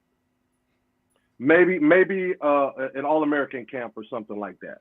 Mm-hmm. But then we're done with it. Your body gets to recover, and you don't go again until it's time to start getting ready for your high school season. Okay. Nowadays, you have fall league, regular season. At the end of regular season, the Nike, Adidas, and Under Armour have circuits where they're traveling all over the country playing in this league. And you've probably heard of Peach Jam. That's where the Nike EYBL ends. And then Adidas has this thing where it is you play over 100 games. Wow. Just in between those circuits and tournaments. Because we play against some of those guys in those tournaments, but we don't play the circuit. Right. So these guys' bodies and the girls nowadays, their bodies don't get to recover, and they just boom, boom, boom, boom the whole time. The wood does not give. There's cement underneath there. What comes up must go down. Yeah. So now, by the time these kids are walking around college campuses like they're old. When they get into the NBA or WNBA, and then keep in mind the women play all year round because they don't make enough money here. They have to go over to Europe and make their real money. Yeah. So they have old people's injuries in year 2, 3, 4, or they have these nagging injuries that keep hitting them every year, and they're missing 20 games, 25 games. And you wonder why they're not playing. You wonder why Kawhi Leonard's sitting out. You wonder why Anthony Davis is hurt all the time. You wonder why Zion Williams. Well, Zion is 6'7", 6'8", 285 pounds, and he jumps to the moon. Yeah. All of that comes down and shocks your spinal cord, your hips and your knees. It's like it's too much basketball for these guys. Let me ask you something. And no recovery. Let me ask you something since you just went there. The Ball brothers. Yes, that's that one went to your school. Yeah. Your alma mater. Okay. Yeah. He's at Chicago and he's having his third. Who has been injured since he's entered the league? Do you attribute some of what you just got through expounding on to what he's going through right now, him and his brother? Because this is the same thing I used to always say. I'm like, brother, these guys, I would say this to friends of mine, something's wrong, not just them, but why are young men, because like I said, I've been watching the NBA since I was a little kid, okay? Why are these young men so injured all the time? And it's not just them, but it's several people that they don't give the spotlight on. Do you think it's because of the pounding from the AAU circuit and today's way of bringing up young athletes? Yeah, I think they're putting too much on these kids, and their bodies are not ready for it. It's really unfortunate. I know the Ball kids. They're great kids, man. I know LeVar. LeVar puts on this act for everybody, but LeVar's a cool dude. You know what I mean? Right. I know what he's doing. You know what I mean? Mm-hmm. He's basically WWE the situation to put the spotlight on the kids because the kids are talented. Right. Now, he didn't have his kids on those circuits, so they didn't have the pounding on their bodies like everybody else. But the way he trained those kids, I was just about to get to that. they're running heels on cement. They played on a lot of outside courts. They trained in their backyard. Right. It's like that's another thing. I think the reason why they might be it's no right now. It's no doubt in my mind.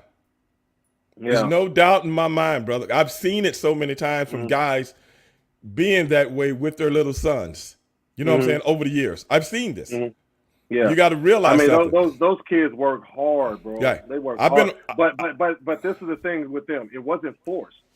I know they wanted to do it, but what I'm saying is this. Yeah. At the end of the day, which is just a edification for the people out there that's listening. Sometimes your body is too young and has not matured enough to do rigorous training. Right. You can't be a one of those kids.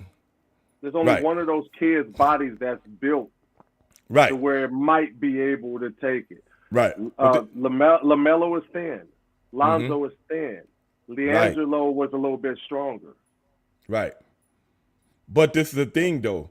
You go into college basketball, whereas guys back in your day would stay in 3 to 4 years. Yeah. Well, guys don't even want to go now, or they stay in 1 year. So you really haven't got used to. Now you're going into the ultimate form of basketball, which is pound, travel. You know what I'm saying? Got eating out, and you haven't even got to point B yet, but you're playing at point A, if that makes sense. Yeah. So mentally and physically, you didn't build up gradually. You didn't mature yet. Right.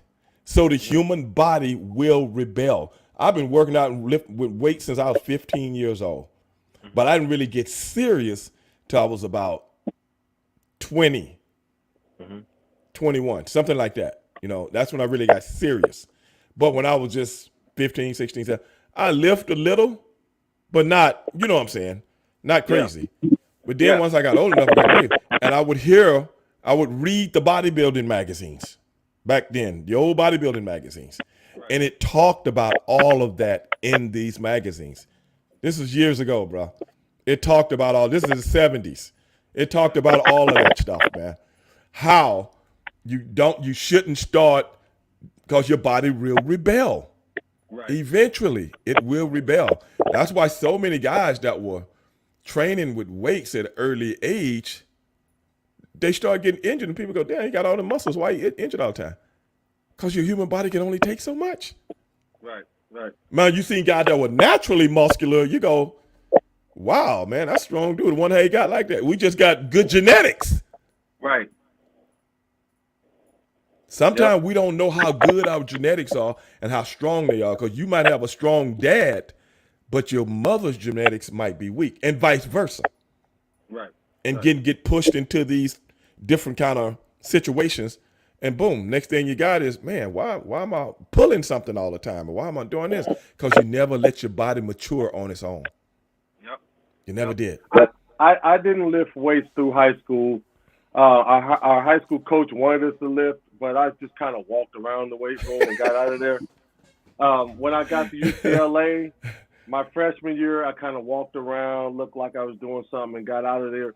Right. But when now my sophomore year, I realized that I had to hit the weight because guys were stronger. Right. So I hit the weights a little bit sophomore and junior year, and by that time, I felt like I was strong enough, and I played well enough in Concord College. But when I got to the NBA, it was another different level of strength with all of those big, strong dudes up in there. So I got thrown on the floor a lot. I got tired of Jerome Kersey throwing me on the floor. Lord, I was 228 and he was 245. And he got grown man strength. You know what I mean? That's a big dude, man. Yeah. I had to get in there and start lifting and get a little bit stronger. But then there's also a case of doing too much. Right. When I got up to 245, I was too heavy. I couldn't shoot the ball. I couldn't move. So I had to drop it back down and stay between 230 and 235, but still lift, to Right. keep my strength and maintain. Now, I would tell the guys like Lewis Lloyd, Mitchell Lewis Wiggins, Lloyd, wow, Mitchell Mitchell Wiggins Wiggins, Sr. See, these guys used to yeah, work out. These guys used to work out with us in the gym. right, yeah, But we would always tell them, don't lift like us. And mm-hmm. my buddy Gary, you know what I'm saying? We tell them, don't lift like us. Mm-hmm. You know what I'm saying? Because that's no good. Right. But we would help them, you know what I'm saying? Even though they were, because back in those days, they didn't have the personal trainers and all this kind of stuff like they got, Right. and years later. They had to come in the gym, work out, and we work out at Gold's Gym, the mecca of bodybuilding. And brother, we work out together, but we didn't want them doing what we were doing. No, we working out. You working out to get stronger. We're working out to get bigger. It's a difference. Difference, yeah. Big difference. So the techniques are going to be different. The technique is different. You know what I'm saying? You want to put the strength on, but you don't want to put that much weight on. Just a little step by step, inch by inch. And bro, we had some fun back in those days, man. Lewis Lloyd and Mitch Wiggins and a few of the other guys, man. I tell you what, the most intimidating thing in the world was walking in Gold's Gym.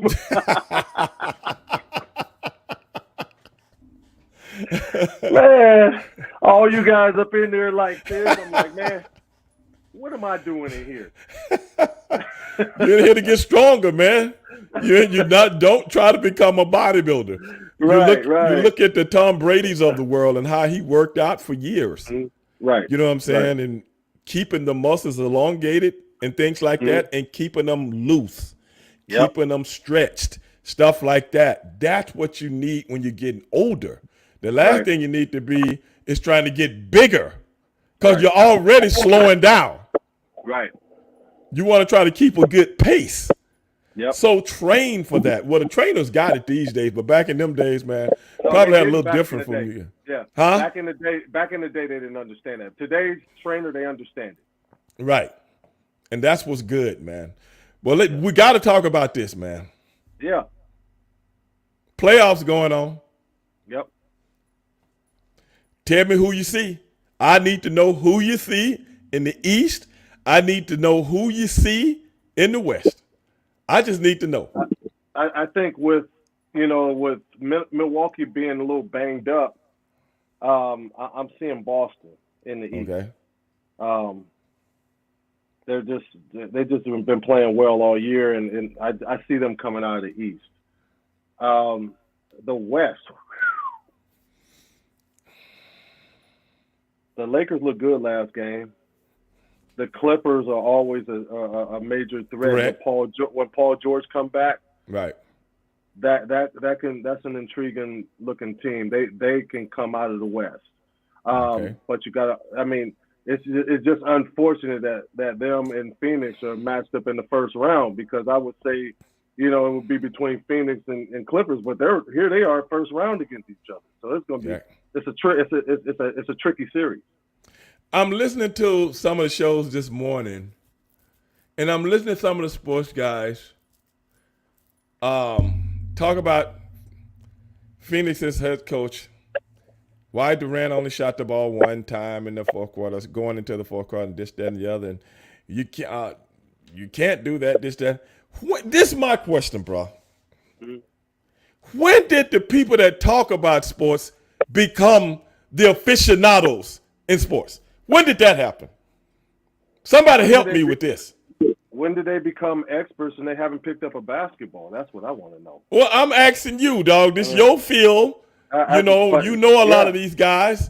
And I'm like, I can see if it was a Tracy Murray up there saying this, that, and the other, because, man, you're looking at things analytically and you know how to put things together as to how it's coming out on the television, or if you was at the game, this, that, and the other, because you've been through those scenarios 50,000 times. But a person that has never been an athlete,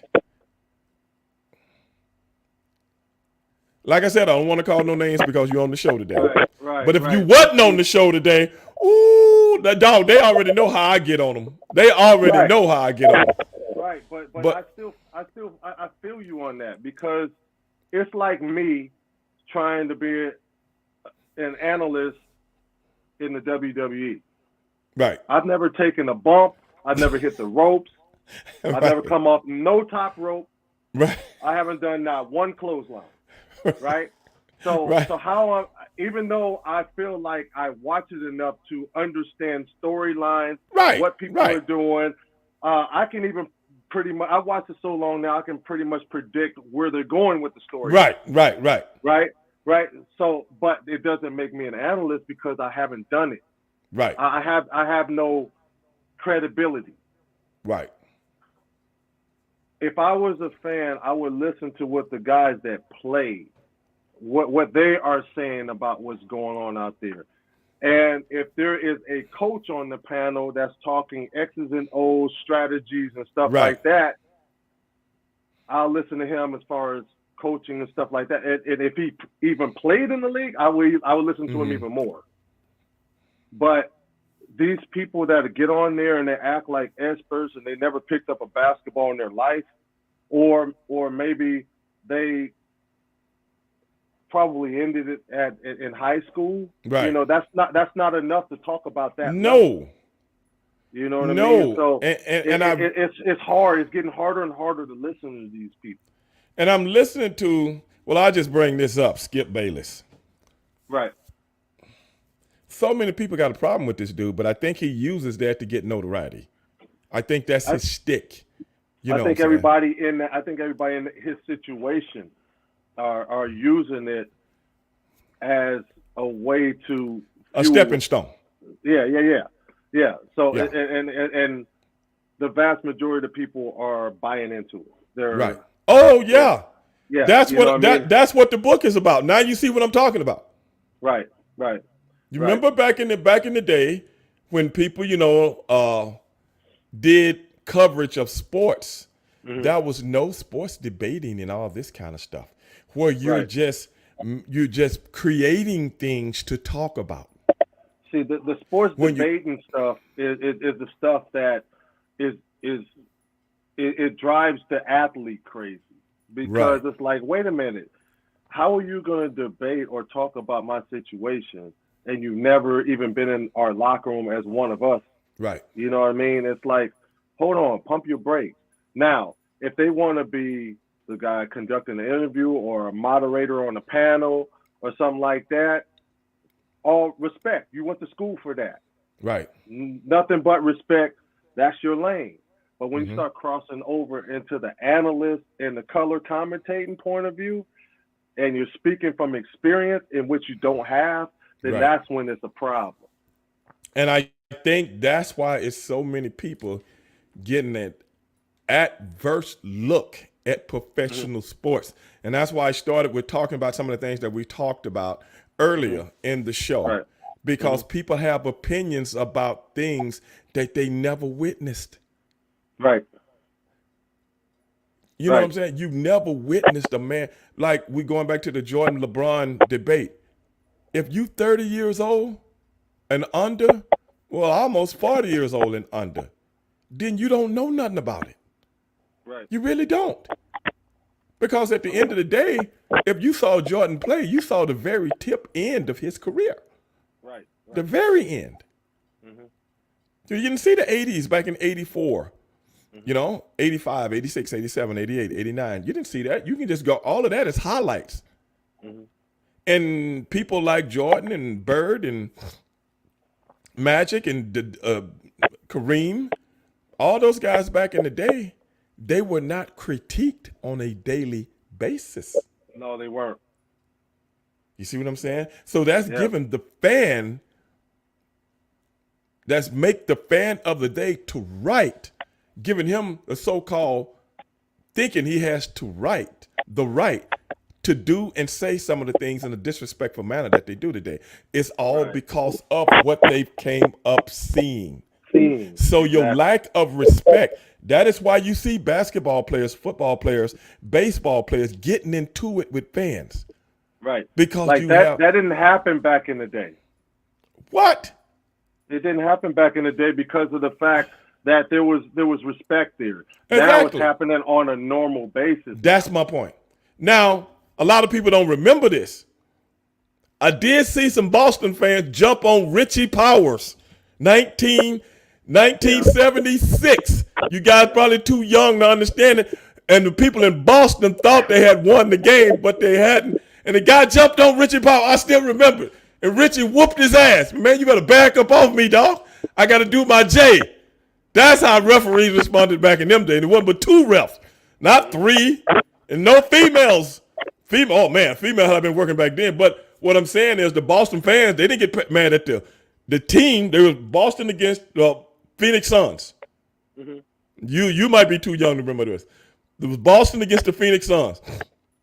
Was that the Johnson and Paul Westphal team? Paul Westphal. Yep. Paul Westphal came from Boston, where he couldn't break into the starting lineup. They traded him to Phoenix, and he took Ricky Sobers. Back in those days, Ricky Sobers came out of college as a hardship. I think that's what they used to call it. Yeah, from UNLV. Yeah, Alvin Adams, big rookie of the year, I think. Yep. Curtis Perry and Garfield Hurd. That was your starting 5. Yep. I still remember it like it was yesterday. And Curtis Perry, I can't remember. Somebody hit 2 points, tied the game up. No, Boston had hit. Boston, I don't remember if it was JoJo White or either Havlicek had hit 2 points, and they thought the game was over. Was that the famous Gar-Hurd shot? That was the famous Gar-Hurd shot. Yep. But right before the Gar-Hurd shot, this happened. And they thought they had won the game, but it was still 2 seconds on the clock. Boston had ran off the court, thought they had won. And the referee said no. And the fans got mad and jumped on Richie Powers. I'll never forget, Richie Powers was the ref. And the announcer was like, oh, ladies and gentlemen, Richie Powers is in a fight with one of the fans. This was, I still remember it like it was yesterday, bro. I still remember.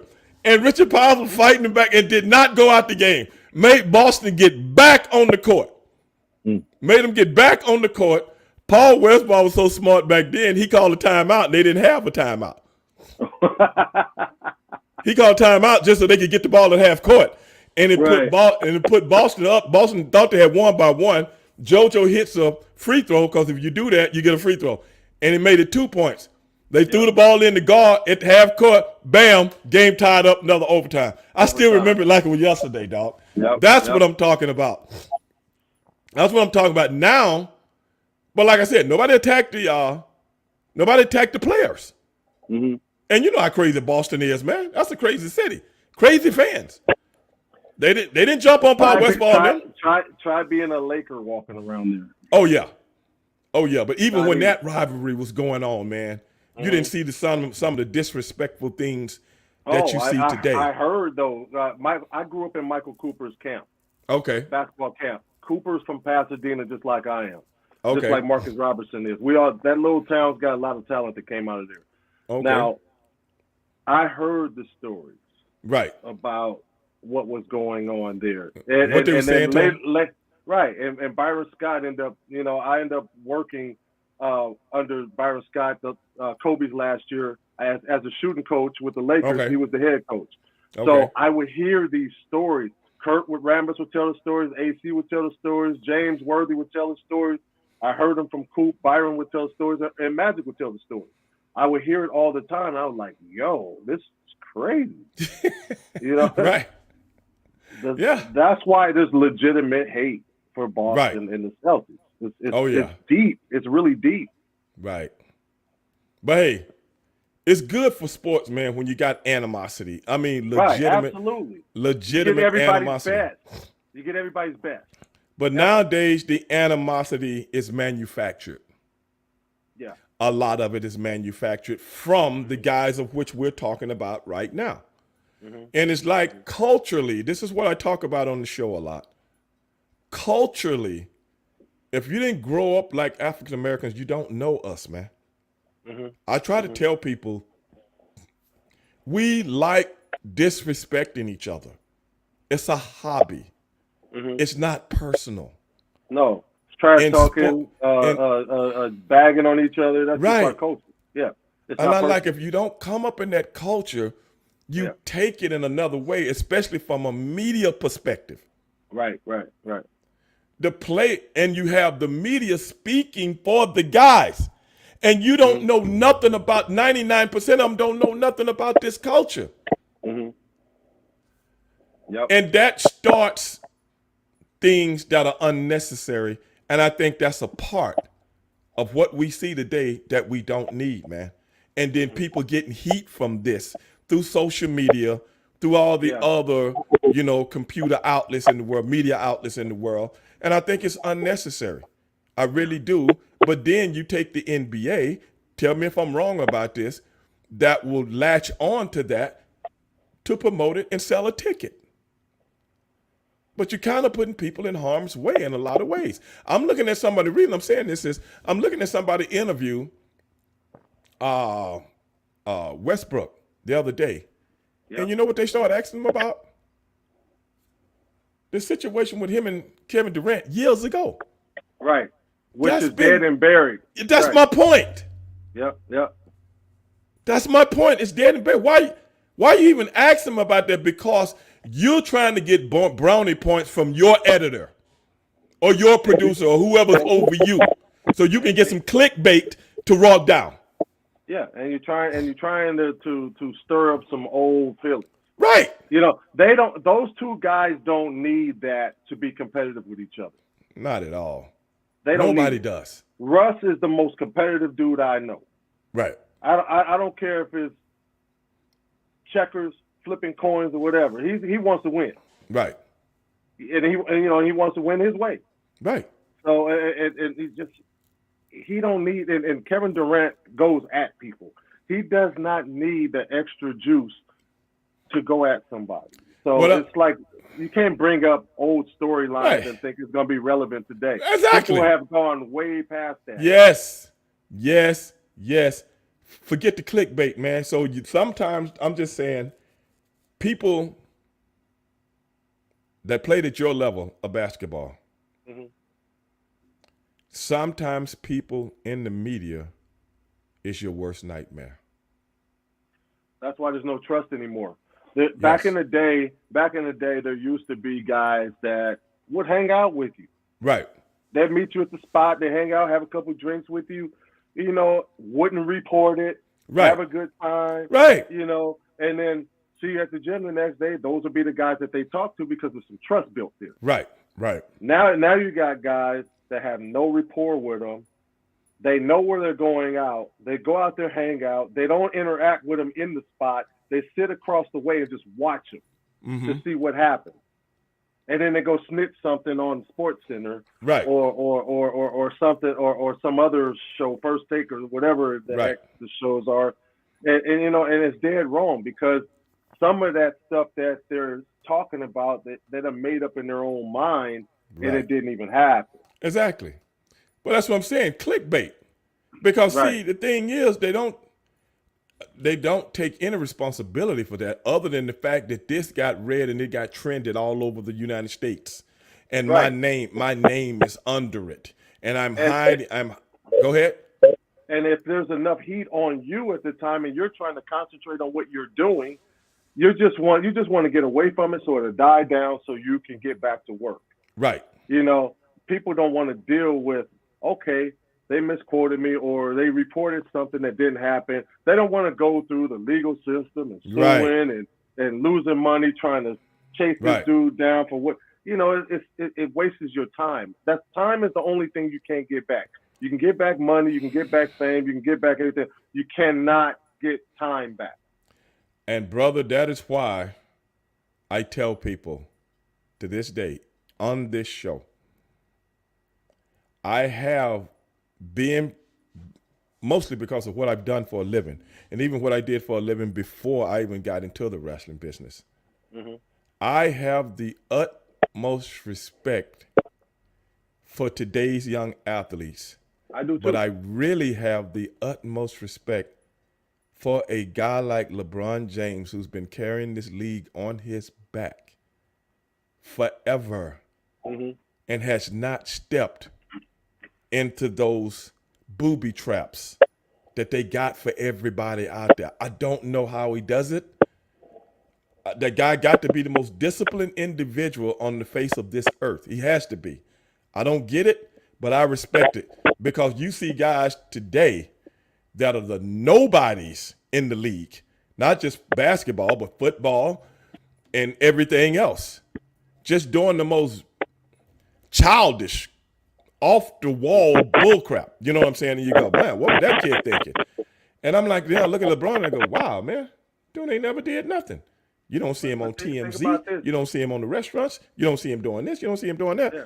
But he on the court every night, playing his ass off and still got a love for the game and a vigor for the game that hasn't, because I'm going to tell you, you know this, Tracy, once you've been around something for a long time, you don't love it like you used to, bro. Right. It's natural. Well, especially once injuries start piling up, you really don't love it, because you're not able to do the things that you used to do. Right. As you get older and your body gets older and it starts wearing down, you can't do the things you used to do, and it stopped being fun. Exactly. But he finds a way, man. But to go back to what you were saying, it's like when you imagine us with social media or the internet the way it is nowadays. Back in our day, imagine us, our era, your era of wrestling, our era of basketball. Like the stupid thing that we said, what was that kid thinking about, right? It was not even reported back then. No. But now, because they can't fart without everybody knowing, everybody knows everything. You know what I mean? These kids can't even grow up. They're growing up in front of the camera, which is hard. Oh, man, that's my point. Yes. Yeah. It's like these guys, they can't make a mistake. And people forget because of the check that they're getting. People forget that these guys are kids. Right. A lot of these guys are 25 years and younger. Now, we're talking about LeBron and Kevin Durant. Those are the older guys.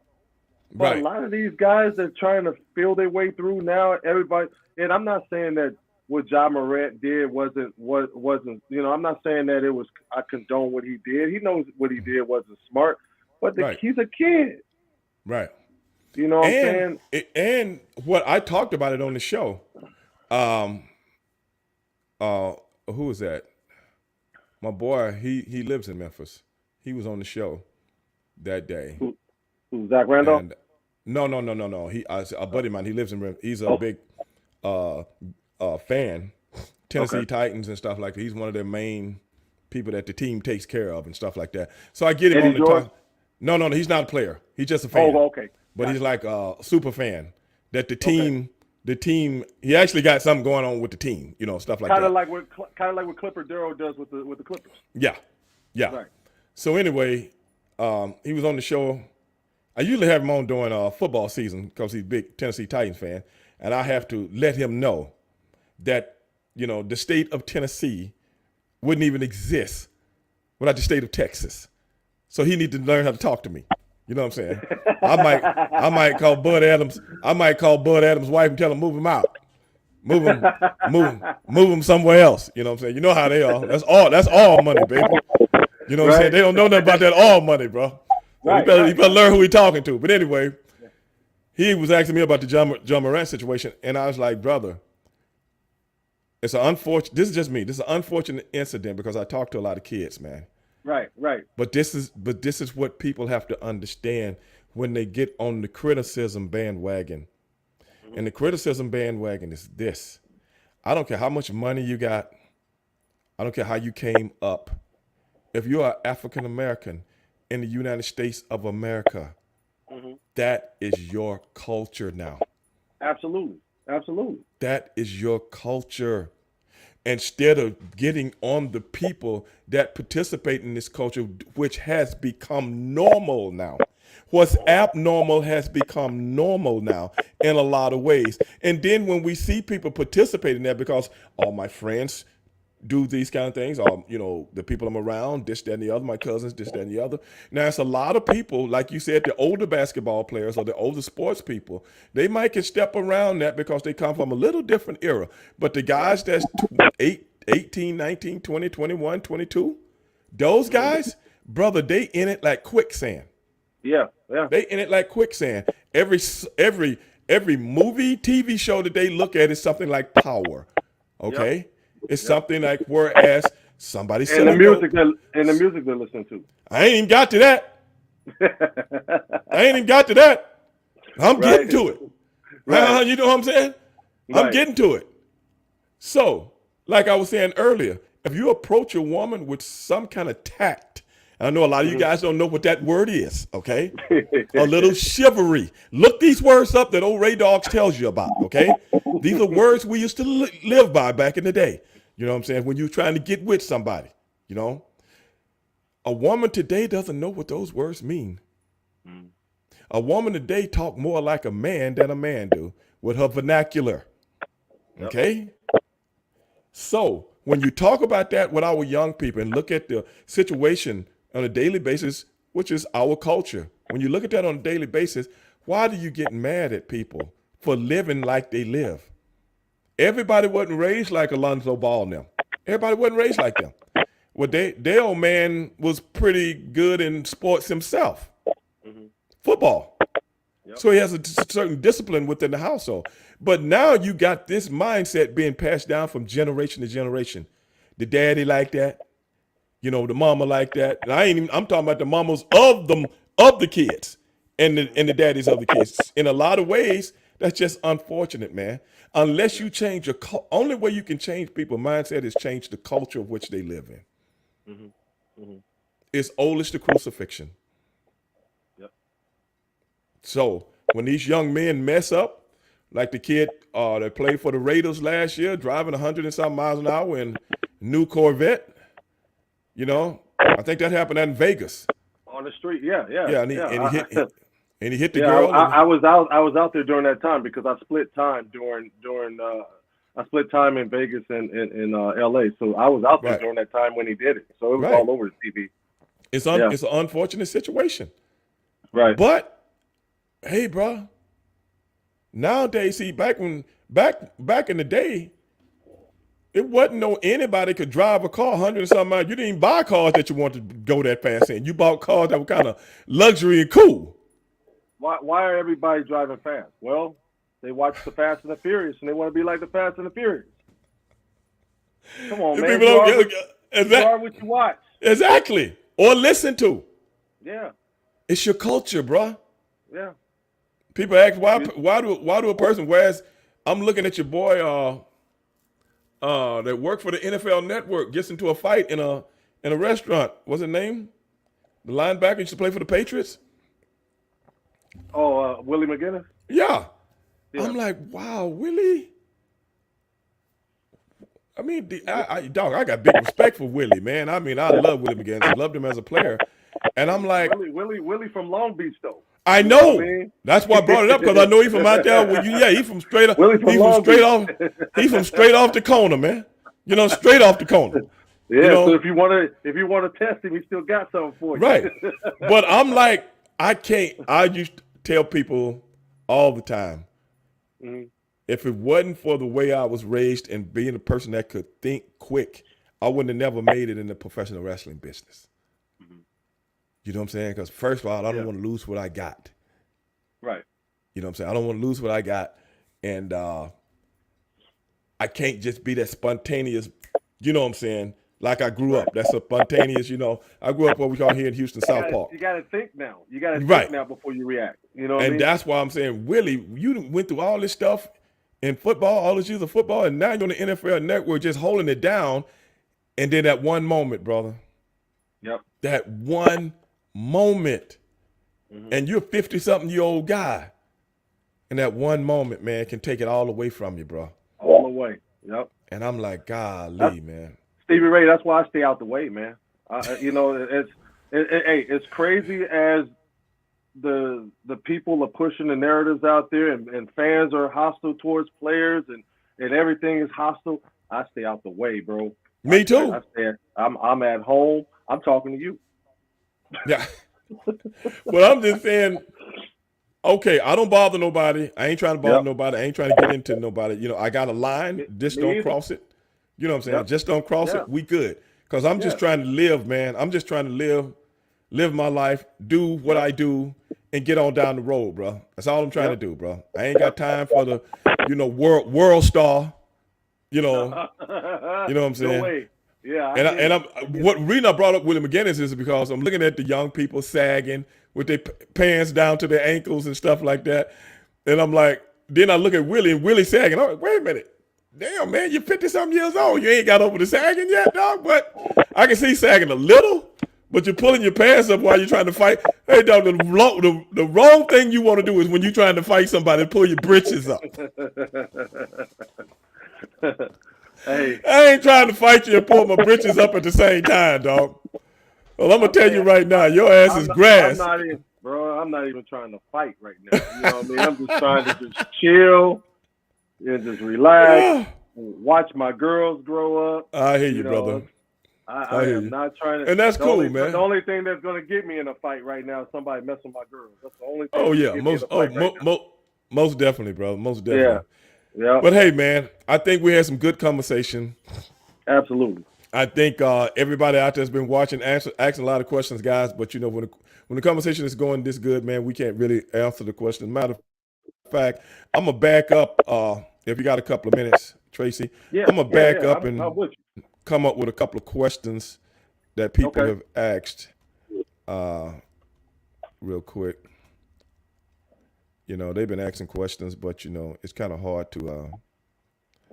I want to know Tracy's memoirs playing with the Raptors. Your memories playing with the Raptors. My memories playing. Somebody with the wants Raptors, to know your memories playing with the Raptors. My memories playing with the Raptors is to me that is the best memory.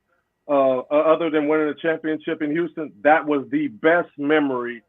Was playing for the Raptors because the Raptors is the first organization that allowed me to be me. They allowed me to play Tracy Murray basketball. You guys, the original year, saw me play for real. No politics involved, no BS involved. You guys saw me hoop for real.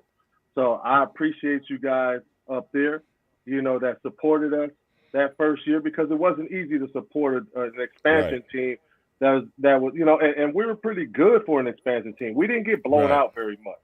We beat the 72-10 Bulls. We beat the Orlando Magic that went to the Eastern Conference Finals.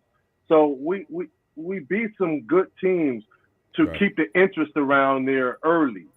And then from there they got, you know, Tracy McGrady, then Vince Carter, then all of a sudden they win a world championship in 2019 in which, you know, there's some teams that haven't even won yet, and they won that quick. Right. So I'm always proud to be a Raptor. I'm up in Toronto a lot. That's my second home.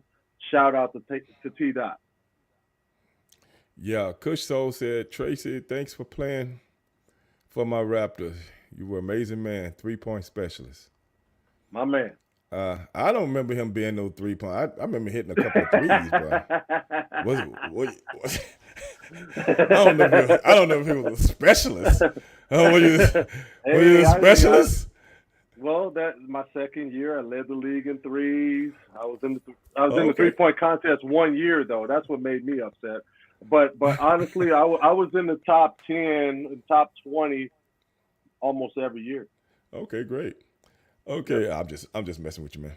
I know. Jack said, I would like for Tracy to talk about his last season at UCLA, where they played Indiana and Duke, and how hyped the team was playing these guys. You know what? When we played Duke, it was number 1 against number 2. That was and it was at Poly Pavilion, and that was, I mean, and they both of those games. That I know we played Indiana twice that year. We beat them the first game of the season in the Hall of Fame game, and the game. Then later on, the game against Duke, number 1 against number 2. They were number 1 and we were number 2. That game was hype. I enjoyed playing against Duke. I'm one of those that can't stand Duke because I haven't beaten them.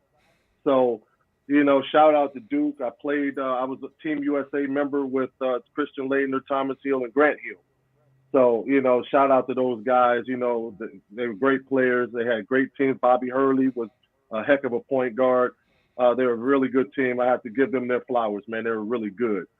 And then we end up playing Indiana again. It's hard to beat Bobby Knight twice in one season, you know. And Calbert Yes. Chaney ended up being my teammate for 4 years in Washington. Mm-hmm. Great Right. player, man. He's a great player. And you know, we can't discount what Indiana had. They had him, Eric Anderson, who played in the league, Greg Graham, who played in the league, Alan Henderson that played in the league, Damon Bailey played a couple of years. I mean, they were loaded, man. You know, Yeah. yeah, we had 10 NBA players, but they had about 7. Right. So there were 17 NBA players in that game. And Unbelievable. and honestly, they put the whooping of the year on us. I will never forget it. It's one of my worst moments as a Bruin. You know, to take that whooping in an Elite Eight game, to Right. where the next game is Final Four. I think we were looking like, okay, we beat these cats before, and we beat them pretty good. So I'm like, okay, you know, I think the mindset of the team was looking at the Final Four and not looking at Indiana. And when you look past somebody, you get your ass handed to you. Yeah, And it happens most of the time. oh, absolutely, absolutely. They put the whipping of a lifetime on us, and it was one of my most embarrassing losses as a Bruin. Wow. Okay, Terry in the chat. If LeBron James had a legit post game, I don't know what the fuck you've been watching the last 20 years, and a jump shot to go with all of his natural gifts, he would be the greatest ever to play. I still think Wilton Kareem post Well, game. okay, I'm gonna answer that. Wilton, Kareem are centers. Okay. So there's no comparison to LeBron on that. Number 2, the game doesn't post up anymore. Well, that's what I was about to say. You need a no post one game. posts up anymore. There's no back to the basket anymore. And that's what I'm saying. Everybody is facing. What I'm saying is the game has changed. It's the evolved. game does not stop for anybody. Right. The game Right. is perpetual motion. Back when people were posting, the game stopped for a second to see what Mr. Postman. You remember that song, Wait a Minute, Mr. Postman? Right. You remember that song? Right. By, I think, Martha and the Vandellas? Right. Yeah. I'm a music critic also. And LeBron may not be the greatest jump shooter, but he's been shooting the ball well as of late. Well, wait a minute. Down the stretch, going into the playoffs. Let me ask you this. Like he's been shooting well. Let me ask you this. Who got the most points of all time? I forget. You're right. Who got the most points of all time? But who's almost got the most assists of all time? though? He's right there. You know, he's right there in assists too, isn't he? Let me ask you this. This is my thing. This is my thing with LeBron. And some people are going to hate me, and some people are going to say, you know, who cares? Hey, you're right. You know, who cares, man? I think this kid, a young man or man now, he's a grown man now. He was a rookie when I was in my last year, so I was able to play against Jordan and LeBron, right? Right.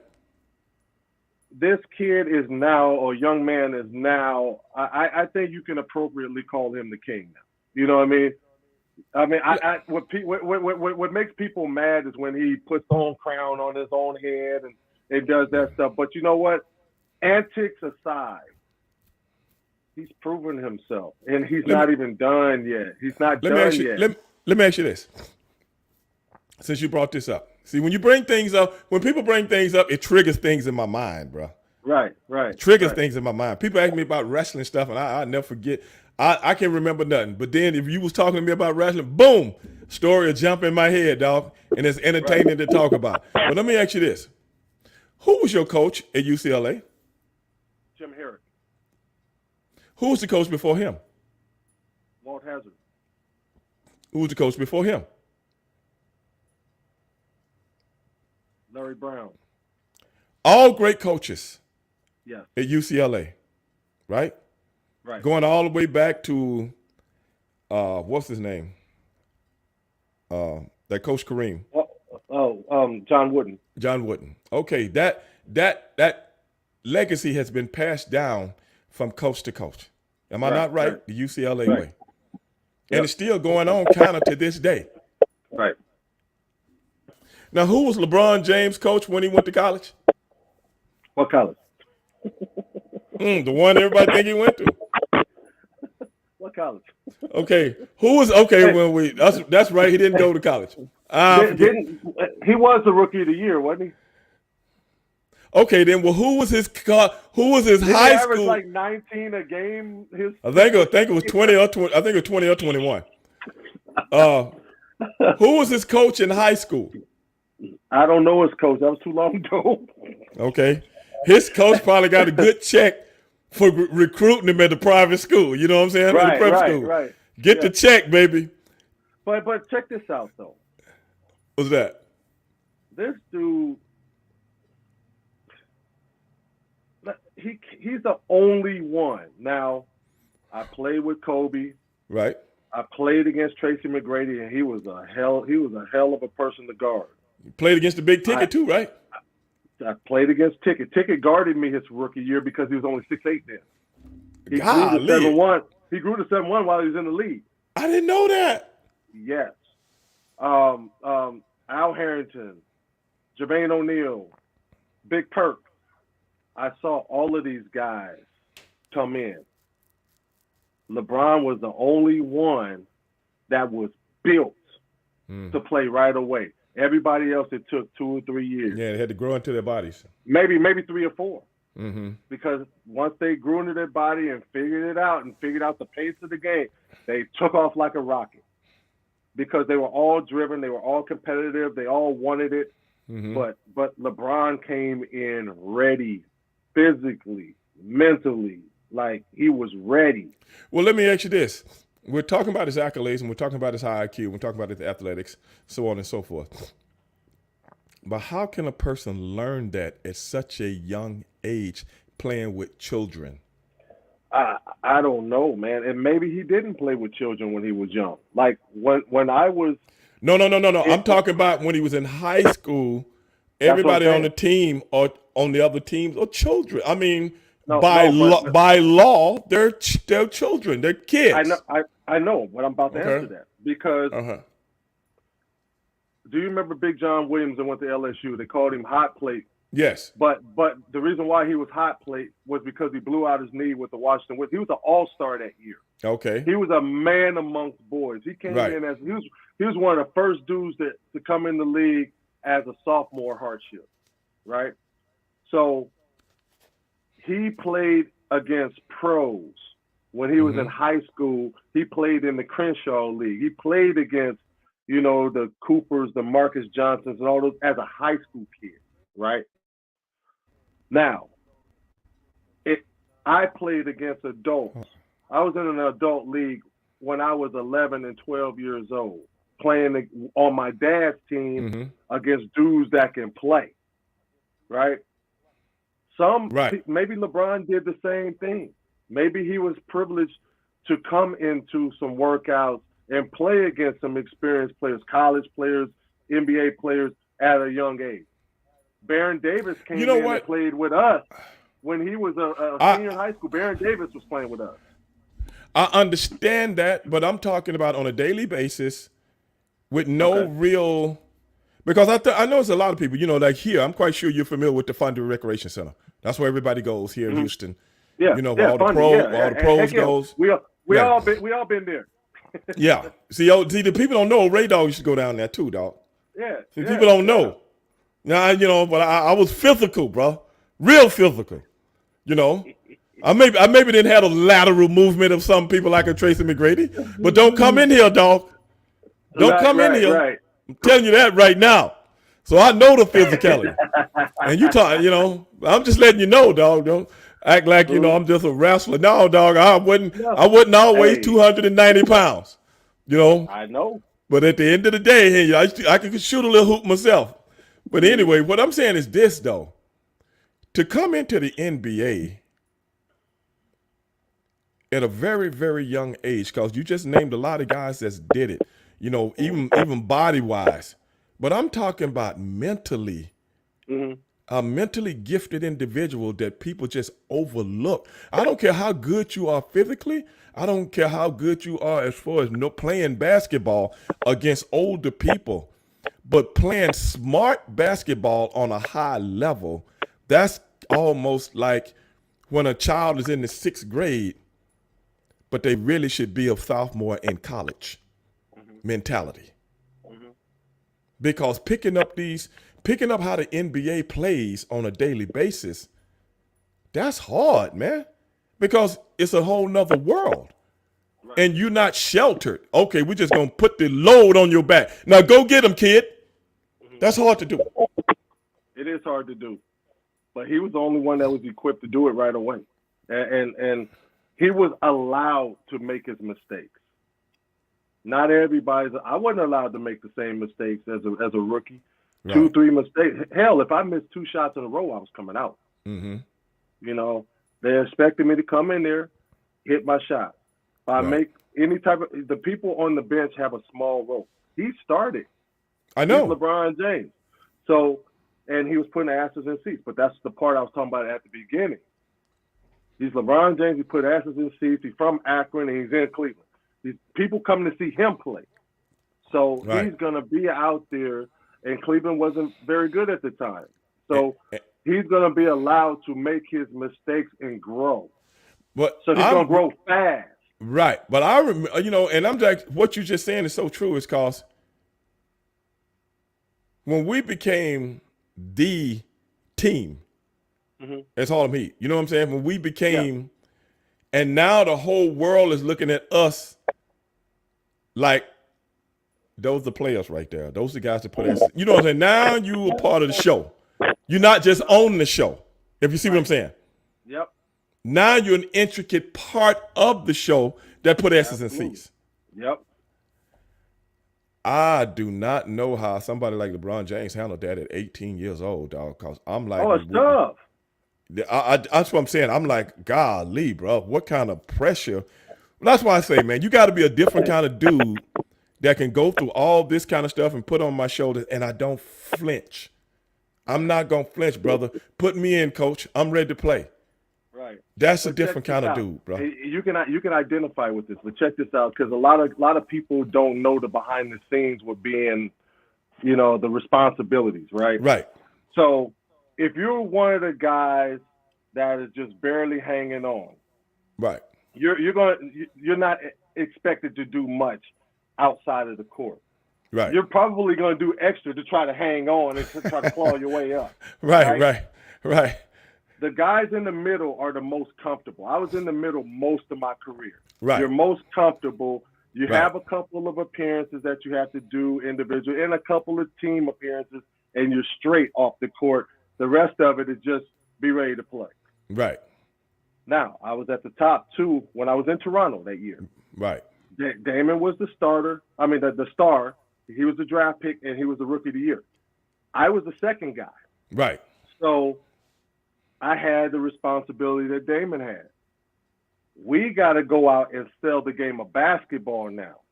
We got to be chairman of charity events. We got to do Make-A-Wish. Right. We got to do appearances in malls. Me, the Raptor, and 6 dance pack members was all over Eastern Canada doing appearances and signings and all that. It was crazy, the stuff that we had to do that year. But you know what? That was the responsibility if you were one of the guys. I know. So know. What LeBron had to do and what he continues to have to do, people don't understand what he does off the court. Right. That's where and the been kicker doing come in. He was been doing it since 18, 19 years old. That's crazy, man. And that's what I'm saying. And you ain't tripped up one time? Now, I can't tell you about some of the stuff. I can't tell you about some of the stories on this show. Okay? Yeah. You know, Ray Dog didn't have to, you know, a few things. You know what I'm saying? I can't tell you. They have to go to my grave. You know what I'm saying? But I know you got some too. We all do. We all do. There was no social media back then. We all do. So. You know, but I'm like, Lord Jesus Christ, man, how do you walk around with a bullseye on you 24/7? Yep. And you don't flinch, bro. Yeah. You don't flinch. But you know what a lot of these cats are doing nowadays, and I don't know that he's doing that. I think with him it might be he's doing business. Right. Right. with most of these cats nowadays, you know how we used to drop our bags and go out? Mm-hmm. These dudes don't go out no more, man. They stay in the room and play video games. You notice Really? these young cats in WWE even sit up and play video games. Oh yeah. It's Oh yeah. like they don't step out to the spot like we used to and chase. They don't do Right. that. Well, the fans now are more disrespectful, brother. Everybody looking for a payday. Everybody looking for a lawsuit. Where everybody Yep. now charge Barkley and throw people out the window, Hey, and gotta stuff like that. Stay out the way. I Stay see out what the you're way. saying. Yep. Stay out the I see way. what you're saying, man. But I'm just like, wow, Mhm. brother. That, in essence, what I'm saying is certain things that intrigue me about that young man. Certain things that intrigue me is like when I heard him on that interview when he was a kid, when he said, "Well, I'm gonna do this, and then I'm gonna go to NBA, and I'm gonna be Mhm. the best player in the world." And he was saying it not like in a cavalier way. He was saying it like I already know what's gonna Already happen to know. me and what my It's responsibility is gonna be manifested. before I Yeah. did. It was. I never seen somebody that young talk that confident before. Mhm. Mhm. And you might hear somebody saying something, but man, this kid don't know what he's talking about. You know what I'm saying? He got a good wishes. He might make it. Blah blah blah. But this dude, it was like he already knew. I'm Right. ordained for this, And the and craziest thing is we like I played against him his last year. He didn't really know me. We didn't have any interaction, right? I meet him years later at the All-Star game in Dallas. okay, I am going to the Gatorade Slam Dunk contest for um it's not the NBA. It's just a random just somewhere else. And right, no Sprite dunk contest. okay, And he was represented by Sprite, so he had to go. So I bump into him and Chris Paul going to that. And my man from Houston, who I was supporting, who was one of my players, was Air Up There, okay, that does the 720 dunk. So I was there, and he was in the dunk contest, and I was supporting him because I was his coach. right, So he did some incredible dunks, right? And before the dunk contest, though, to get back to LeBron, when I ran into, I was walking off the elevator, and they were right there. And then he was like, "Hey," I told him who I was. I'm like, "Oh no, I know you. How you doing?" Real respectful, Chris Paul, real respectful. So I have nothing. The way those two do, and I'm just a role player in the league. I right, wasn't right, like Dream or somebody. right, You know, and the way they were respectful and received me, I had nothing bad to say about that dude, man. You know what I right, mean? And the right. way he showed Air Up Their respect during his dunks, Mm-hmm. and this is not even an NBA guy, it's like he was Right. always humble and he showed his true emotions about stuff. And I think that's why people have problems with him a lot. Like, he's legitimately excited for his son, Bronny James, to be doing stuff out there. He's Right. legitimately, like, emotionally, that's his son, man. It's hard to keep your emotions inside Now, of you. why does that bother people? I don't know, man. It's maybe because people are not used to seeing black families anymore. Right. They're not used to seeing a dad in the picture cheering for his son. Unless it's like Lamar Ball. LeVar Ball. That's why LeVar he Ball. took a lot of hate too. Right. People are not used to seeing black dads in the picture anymore. Right. So when you have these guys now, they're like, oh, they're this and they're that. No, they're proud of their kid, but they're in their kid's life, man. This is their kid's role model. Right. They're every day. Right. So why can't they be proud of their kid, man? You know what I I don't mean? know. It's just like people go out of their. It trips me out how people go out of their way. I'm gonna tell you something. I didn't even really start watching LeBron James until 2007 Mm-hmm. when he was playing for Cleveland still, Mm-hmm. and I wasn't following basketball as much back then. I was casual. Waiting for the playoffs to come around, stuff like that. Right. This time of year, and then I always knew how good he was, because down here we don't catch Cleveland a whole lot. You know what I'm saying? The Cleveland basketball games back in those days, and because everything wasn't as wide open with the league ticket and all these different things like you got now, and nobody had it anyway. Mm-hmm. So when I really started watching LeBron James, it's 2007 when he played against the Boston Celtics. Now, I knew how good Boston was because I knew everybody on that team. Yeah, yeah. And I was sitting down watching that game one day. You know, he was having the playoff series. And I'm like, wait a minute, bro. Big ticket, all these guys. These guys are good. Pierce, Ray Allen, Paul Pierce, Rondo, Big Perk. All Big Baby, Big Perk. Yeah. Big Perk stay here too. He stay in Houston. Yep. And I'm like, I swear to God, I'm watching TV and I'm like, wait a minute, man. Is this dude as good as what I'm looking at right now? Because I ain't never seen one guy beat 6 guys by himself. I had never seen nothing like that in my. I mean, I done seen him with a little help. I ain't never seen these are top.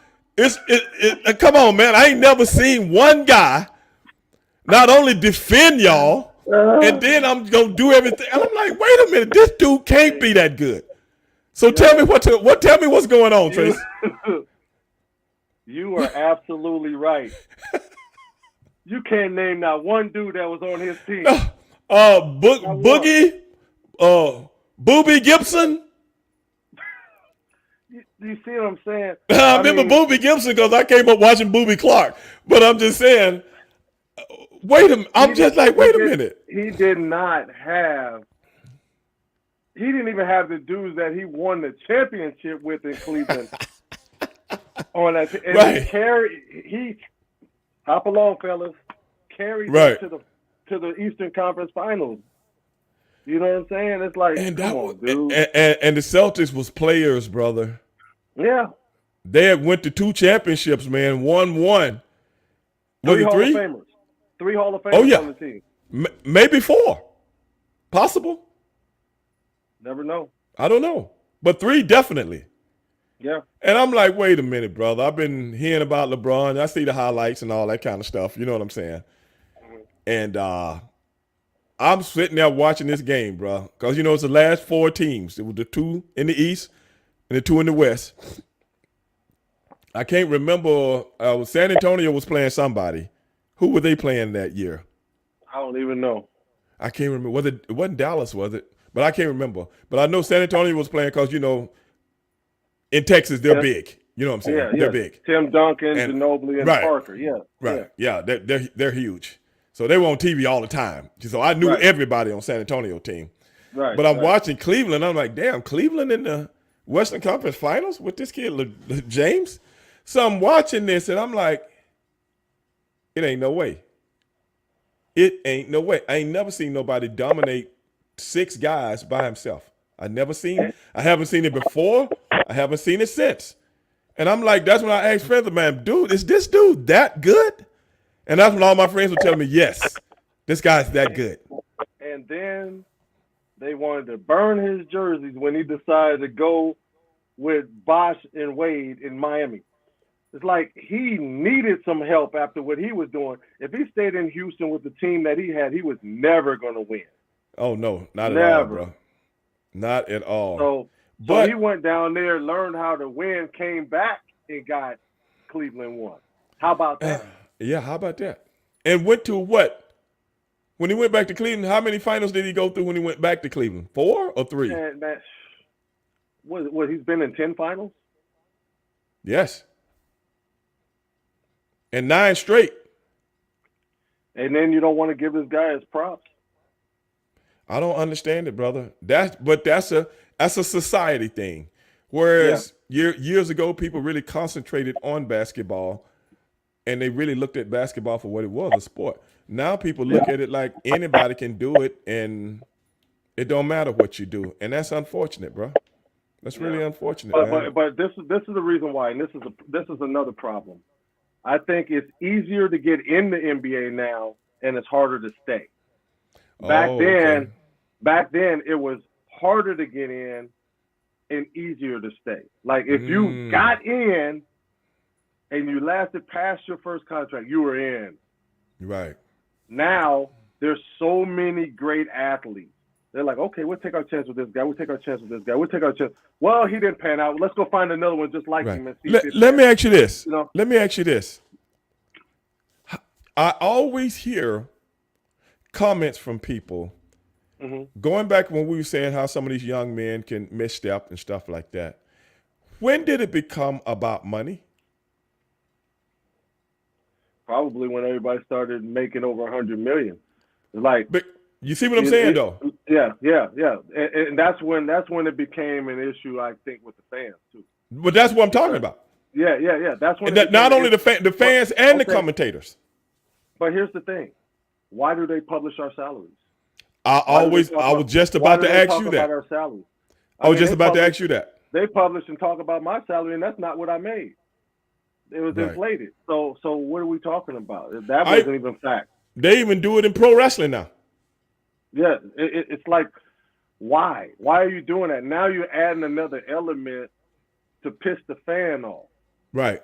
It's like, isn't that what you need for your sport or your thing to thrive? How are you going to piss the fan off? Now you got a fan come in there, and they may see a guy make a mistake. Ah, damn it! You make $50 million. You can't make that mistake. Right. Oh, now we're perfect. We've never been perfect. Yeah. It's almost sports, like sports. There's tons of mistakes in sports. That's why you. I know that. I know that. And not only that, you have so many people now that's interested because of the fantasy stuff. Oh, on another note, since they legalized gambling now, it's even worse. I know. But people used to go to the bookies back in the day, right? And then they used to come up to you on the street. That's when it was illegal. People used to come up to, like, if we was to go out or something, or maybe go to a restaurant with our people, and then you wonder why some dude got a scrunchy look on their face, and then he look at you and be like, "Yo, you just cost me $15,000 today." Right. Like, yo, keep your money in your pocket. Nobody told you to bet on us. Right. We're not perfect. Right. You know what I mean? Like, but what are the chances? What are the chances are you going to run into some guy that put some big money down on something? What are the chances of that? Whereas now, are high now. What I'm saying, back then, your chances of meeting Joe Blow, Mr. Gambling Man, right. You know what I'm saying? Right. Right. That to go to the underground bookies and do this, that, and the other. Okay. Right. Yep. But nowadays it can be any Joe Schmo. Yep. Fact. I can't stand him. I had him on my fantasy team and this, that, and the other, and blah, blah, blah. And I'm like, did anybody think anything? I swear to God, Tracy, I told people this years ago, if a team moved to Vegas, you're going to have to legalize gambling. And that's what happened. Mm-hmm. Yeah. Now you got a football team in Vegas. You got a football team, a WNBA team. Yeah. They're looking for an NBA team. They got a hockey team. It's coming, bro. Major League Baseball team. All of them coming. Yep. Vegas is going to be the new LA. Yeah. Because most people that live in Vegas are from LA. Where you from? Absolutely. They're getting out of California, coming to Vegas. They're going to get them all over there and then raise the taxes on them too. It's a grand scheme, man. It's a grand plan. They know what they're doing, brother. They're going to hit that slot machine, brother. And what were you paying for that house last year? And you know what's next? We'll be bringing our ass to Texas.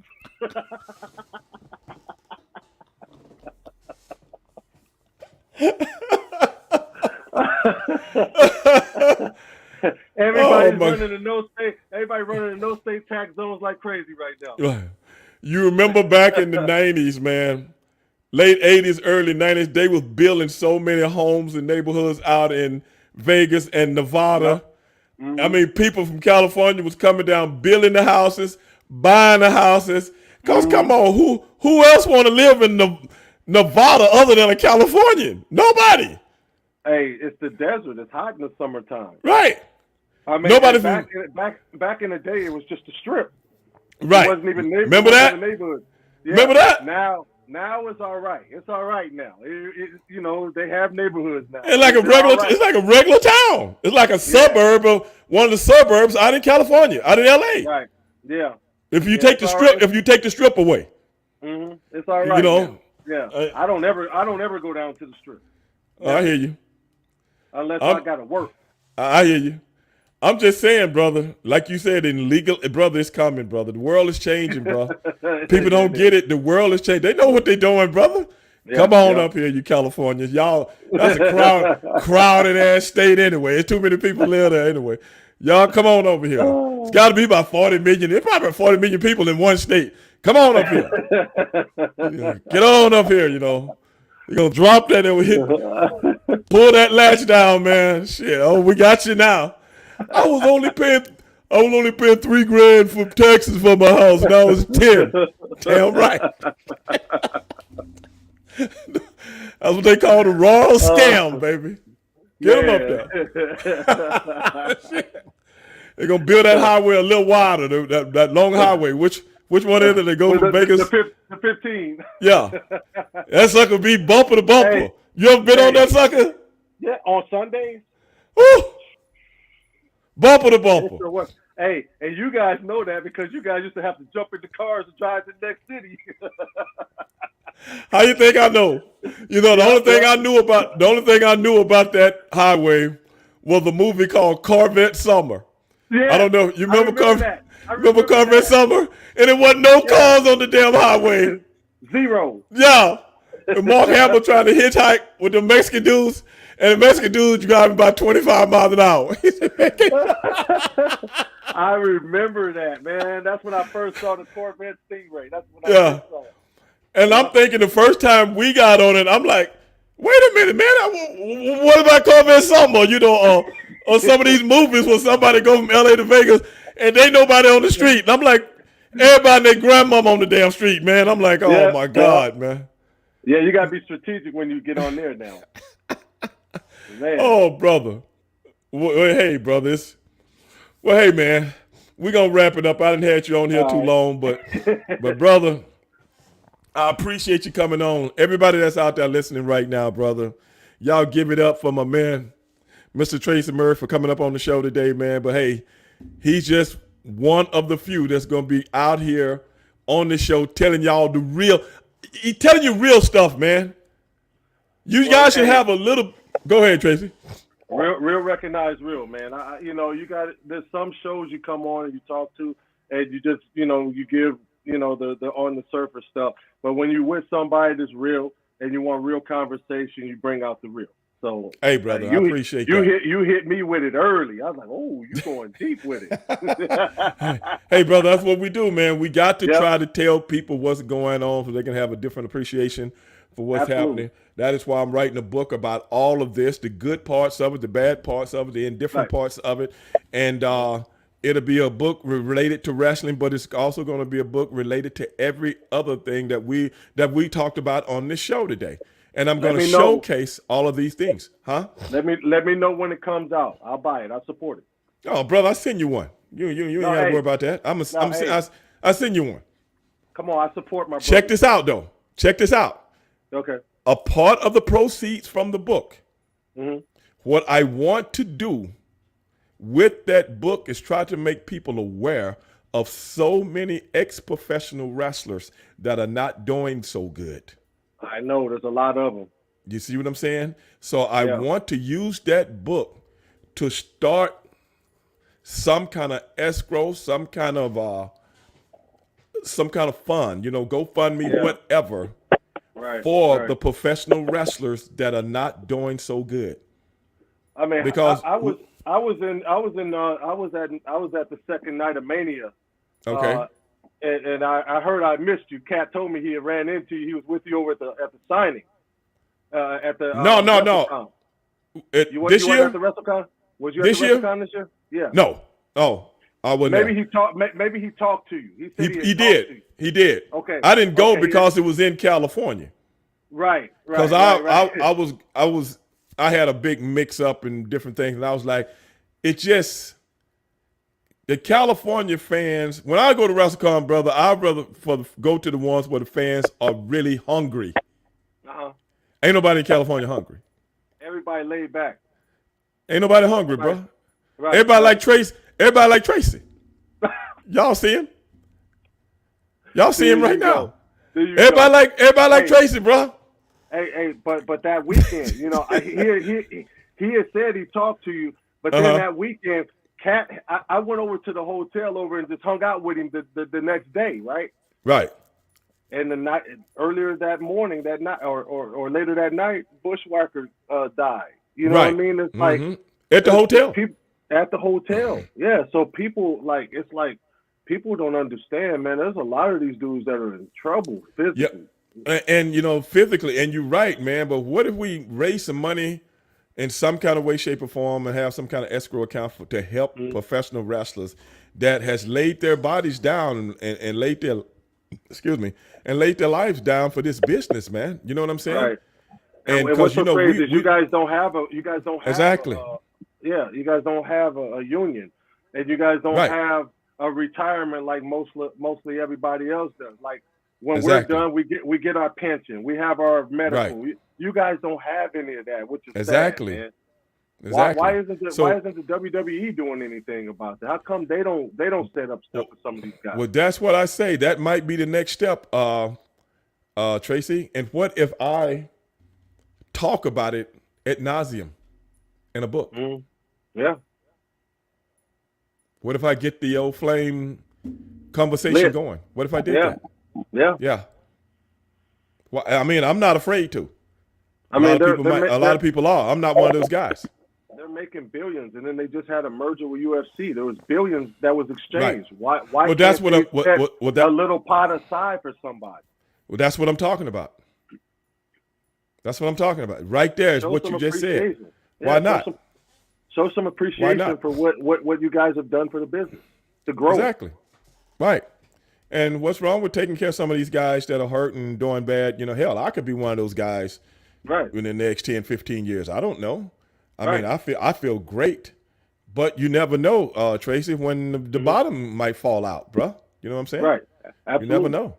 So at the end of the day, you know, so many of those guys were my heroes, man. And so many of those guys are my heroes. So that is one reason, you know, I want to put in print about so many things about pop culture as it pertains to professional wrestling, so on and so forth, the good and the bad. A lot of the stuff that we talked about tonight, you know what I'm saying, I'll be putting it in print in a different kind of way. You see what I'm saying? To make people try to understand why things are the way they are, even the stuff that we talk about, that we talked about tonight, why fans have certain, you know, ideologies about, you know, sports figures and stuff that didn't used to exist years ago. A respect factor is gone, but I think the respect factor has a lot to do with the culture of today, period, not just sports. It's all the way around. So when people, you know, who would ever think that a reality show would be one of the top shows on television 25 years ago? Nobody. See what I'm saying? And the reality show is scripted. Exactly. So is it really reality? So where that come from? Yeah. You dig? Yeah. Okay. Yeah. Stop biting, baby. That's what we used to say back in the 80s, dog. Don't bite my stuff, Tracy. You know what I'm saying? You need to stay over there in Long Beach, dog. You know, you and Snoop Dogg and Warren G, all y'all. You know, no, that's Willie McGinnis, man. I'm a Pasadena dude. Man. Oh, okay. You know, well, you ran with him. You went over there. You over there too. You know what I'm saying? Nate Dogg, a whole bunch of them, of them. Yep, you know, I love them though. I love them guys, man. You know, I got a Nate Dogg T-shirt. God bless his soul, bro. God bless his soul. Later on. Nate Dogg had moved to Pomona, which was right next to. I know what Pomona is. It was I've been up there. My buddy's drag race up there. Yeah, right over there. Yeah. Yeah. So I lived in the city of Laverne, which was right next to Pomona. Okay. We used to play pickup games at the LA Fitness in Laverne. Me, Nate Dogg, Shane Mosley, John Rook. Yeah. We always play pickup games in the morning. That's right. Shane from there too. Shane was in the same gated community that I was in. Oh, okay. Yep. Tell him to stay out of Balco. I could have told him that. Come on. I could have told him, man, don't go over the balcony, dog. You know, man, I'm just saying, dog. I mean, stay out of that, Shane. I'm a big fan, bro. You don't need that heat. Man. He don't need that heat, dog. You, Marion Jones, all y'all. Y'all don't need that heat. Come on, man. The man used to play for the Tower of Power. That should have told you something right there. Victor Conte. Victor Conte, baby. I'm on the fucking saxophone back here. Man, you crazy, dog. Hey, I grew up on the Tower of Power, dog. I mean, this ain't new for me, brother. This ain't new for me. Hell, I did security for a couple of their concerts. Yeah. Vic was gone then. Vic was mixing up some stuff back then, but I'm just saying.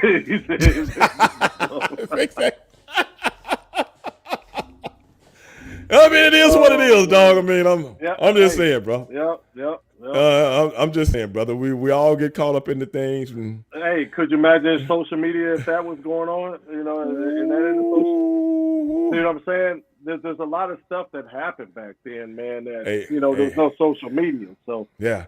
Hey, brother, you don't want to get that subpoena in the mail. No, you don't. Or that who is it? Right. You know what I'm saying? Yeah. FBI, open the door. Right. You've been subpoenaed to come down for you're a witness in a case against Victor Conte. Hey, man, I don't know no Victor Conte. Well, you do now. Here you go. You do now, yeah. Here. Slide oh, right man. The door. Here you go. Oh, brother, yeah, don't try to close the door. It's coming up underneath. Yeah.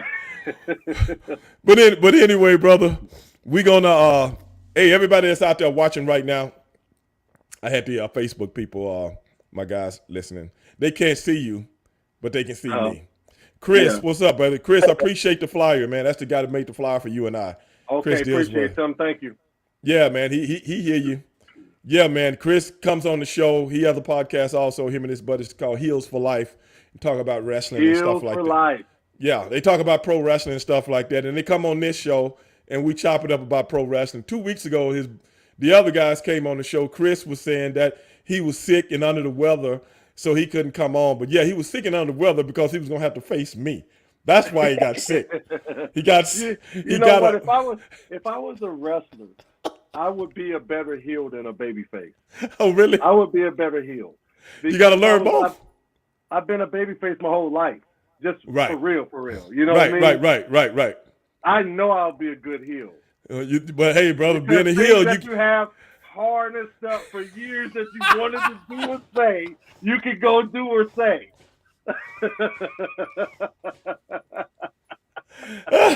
That's true, man. That's so true.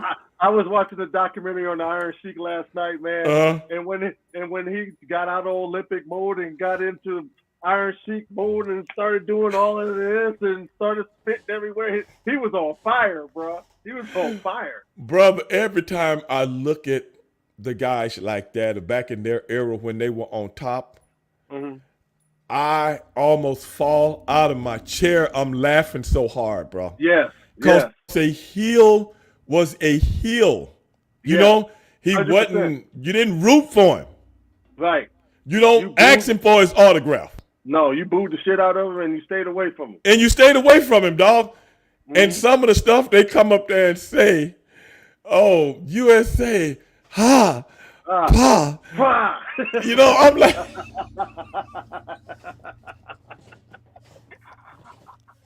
it's classic, man. I mean, you go, man, how can a dude be that mean, man? Like, come on, Sheik. Come on, Sheik. True story. The very first wrestling match I ever went to, my cousin, I don't know if you met my cousin Gavin, man. He was born with spinal bifida. He was in the wheelchair. I used to wheel him in the back. I think once I did, but I can't remember what it might have been Bash at the Beach down in San Diego. Okay. Because he was with us. That's when the NWO thing was going on. That's when Carl Malone and Rodman was going. Yeah, right. And Diamond Dallas Page and Hogan. Hogan. So I brought him down. But anyway, so we're kids. Fast forward, I mean, he controlled the TV on Saturday mornings. We watched the cartoon, the events, Saturday night's main event, you know, all of that, right? So at first I'm standing there like, man, why are we watching it? Then I sit there and I watch it with him. Now I understand it. Now I know storylines. Now I Right, know wrestlers. right. Now I'm a fan. He drew me in. So, first wrestling match, LA Sports Arena. Main event, Big John Studd, Andre the Giant. Right. You had King Kong Bundy against Hogan. Right. You had Nikolai Volkov and Iron Sheik versus, I think, the British Bulldogs or something Right. like that. That right? sounds about right. So they came out, Nikolai and Iron Sheik, sung the Russian national anthem. Sheik got on the mic, said his thing. Everybody was booing and throwing shit everywhere. The whole ring was full of stuff being thrown at him. The most funniest thing I've seen in my life live. And dangerous at the same time.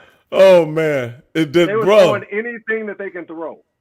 Now you see why when I look at the good old days. Mm-hmm.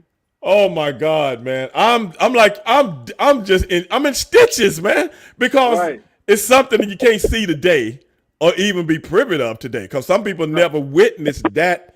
You know what I'm saying? Today's fan never witnessed that realism. You know what I'm saying? Right. Today's fan. Right. So when I look back at that kind of stuff now, man, I am the biggest fan. So that's one reason why me and my brother always wanted to stay heels. I mean, not stay heels like it's further in the business, but when they made us heels, we want to be the best heels that money can buy. Right, right. You know what I'm saying? We want you to. I need you to hate me. I need that heat. Yeah. You know, because in the house shows, a lot of people, we would go, especially when we down south. When we down south, a lot of the people in the house shows are African Americans. Mm-hmm. So we didn't want half of the crowd rooting for us and the other half rooting for the baby faces, because you don't get that energy. It's off kilter energy, you know? Right. Because we used to get that at center stage when we take the TV shows downtown at center stage. All the black people were me and my brother. And they be going against the other people in the audience that's rooting for Sting and Lex Luger. You know what I'm saying? And like, right. And you would have such a tick for tat thing, but nothing we could do about it when the TV cameras are on. But when the TV cameras are not on, my Sherry would get the mic and go, you know, she would say something about, you know, there's nothing. I heard there was nothing in this town but steers and queers. You know. Oh no. Yeah. You know, and then my brother would get the mic and he would do the old Eddie Murphy, the old Eddie Murphy line. Because when my brother first went to Japan, all the Japanese guys would call my brother Eddie Murphy. Hey, look, Eddie Murphy. Oh, lie. This is no lie. Everybody call my brother Eddie Murphy in Japan. 1992, I think it was. Okay. My brother get the microphone. He go, you know, I don't like rednecks. You remember when Eddie Murphy did that?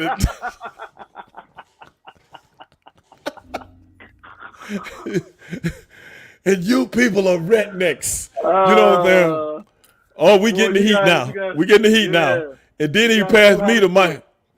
He passed me the microphone and let me bring it home. And I would get the microphone and I said, oh yeah, we forgot one thing. For all you Uncle Toms that's rooting for me and my brother, don't root for me now because I done made it. You know what I'm saying? So we don't need you rooting for us either. Oh my God, bro. We did this every night. Oh man. I swear 300 nights a year in every town in the continental United States of America. Whether it was in the South, Northeast, the steers and queers thing worked, the redneck thing worked, you know what I'm saying? And we get heat. And then when the baby faces come out, they over like Rover. Yeah. That's my job, brother. Man, that was my job. Harlem Heat for real, bro. Man, how do you feel? I got a question about this because now when people come down the ramp or the aisle, Everything is so wide now. Right. You see that, what huh? I mean? Yeah. But back then it was Kind of you guys close. had to come through there. Kind of People were close. touching y'all. Yeah. Well, they tried what to. I mean? We go. I mean, me and my brother would get on the people in the fans. You know what I'm saying? Don't touch me, sucker. You know, get your hands off me, punk. Yeah. You know what I'm saying? And you know, so the people were like, "Oh man, I'm sorry, I didn't mean to." You know what I'm Yeah. saying? But you had to Hey, keep the face on. You couldn't hey, break a y'all were smile. jacked too. Yeah. Y'all, both of y'all jacked too. Y'all coming Right. through there like this. You know what I'm saying? It's Right. like that Yeah. was So funny. that I was used part to of the die job. laugh. I used to die laughing when y'all came out though, for real, because knowing you guys and then that's happening too. Right. Knowing Cat and him Right. acting a fool on the mic. It's Right. like I would be dying laughing, right? So it's We I got. appreciate y'all, man. You guys did your thing, man. I appreciate that, man. We got AC Green into the show one night. Oh wow. Yeah, one of your contemporaries. Yeah, that's my We man. was in Phoenix when he was playing for the Suns. Yep. And this was another time we were shooting a Nitro, I think, though. We were shooting out Nitro, I think. Uh-huh. Yeah, I think it was a Nitro.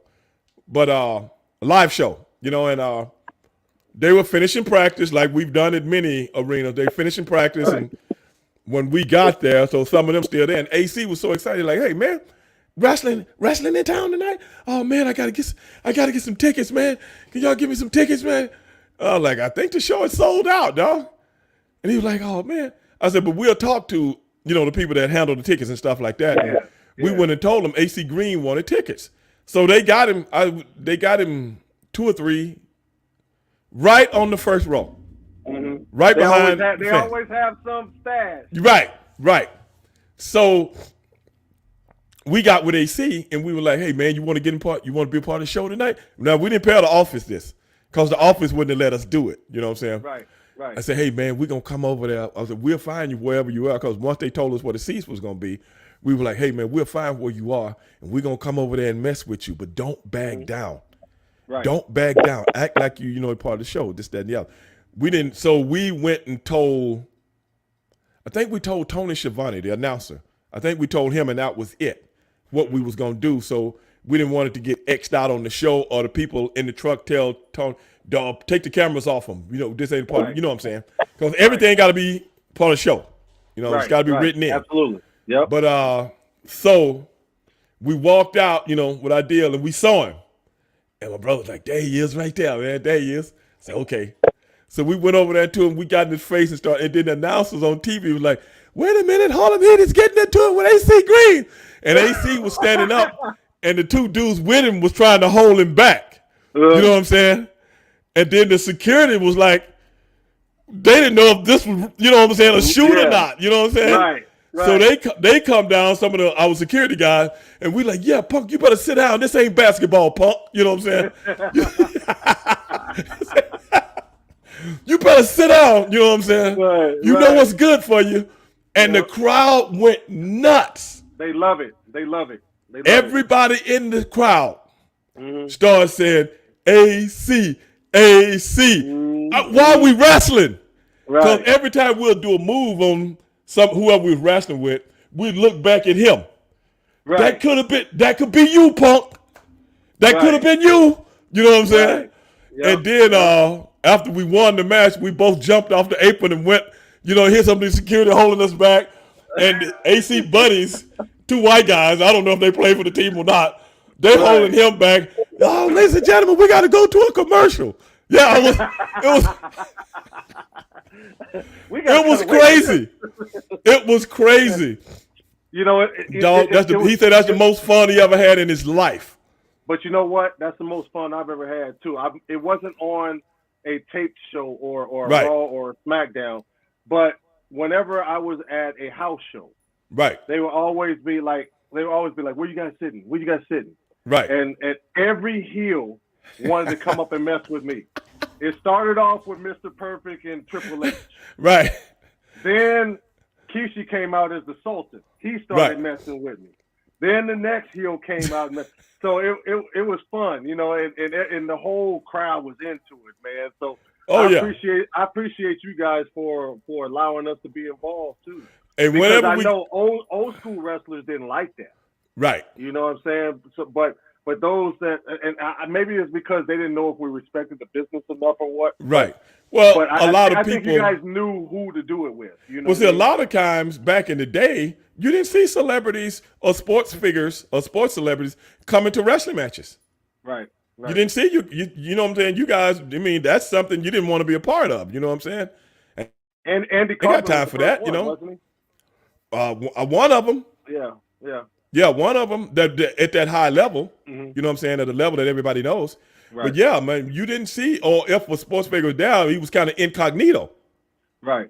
Because Right. the fans would be messing with him. You know what I'm saying? He's Hmm. kind of. Yeah. But once it got like in the 90s, it became a regular thing because of the Yeah. WrestleManias and all that kind of stuff. So Yep. whenever a celebrity, they put him out there for everybody, and it helps promote the show too. That Absolutely. somebody of another sport is in the audience and stuff like that. And oh man, we had so many of them, man. We never got you, but so many. Donnie Osmond. I mean, we go to Utah, Salt Lake City. Donnie Osmond is in the first row. Me and my brother go, yeah, you better sit down, you little sucker. And the Jackson was better than you anyway.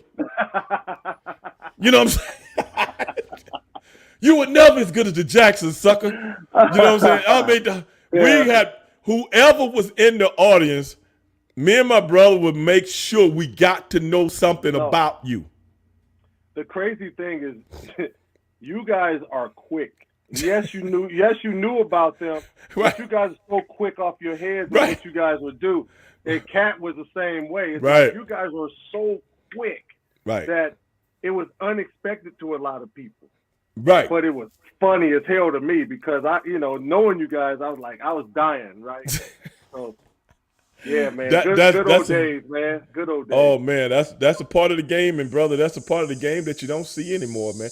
Do you know nowadays, uh, they can't even say anything to the camera unless you're told to. Shoot, I hear they can't even ad lib anymore. Not unless something went wrong. Hmm. Unless something went wrong, you know what I'm saying? Because, Yeah. like I said, man, everything is so different now because the word you just used, ad lib. Whereas back in our day, we only had to know the finish. Hmm. Most of the stuff we would call in the ring. In the ring, yeah. Most of the stuff that we could call, if I've worked with you enough, you know as a heel or a face what you need to do. Hmm. And I know as a heel or a face what I need to do in this match to make us both look good, if you see what I'm Right, saying. right. So long as you was a team player, it was smooth sailing. I As heard long some non. I've heard some non-team player stories about you.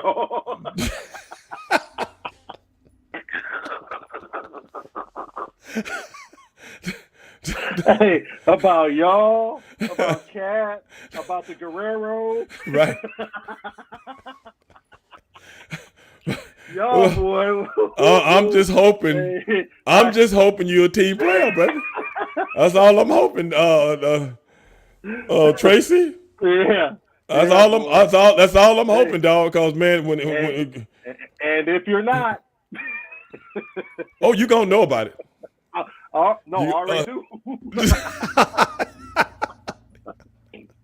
I mean, it's a part of the game. No different than basketball, Woo. bro.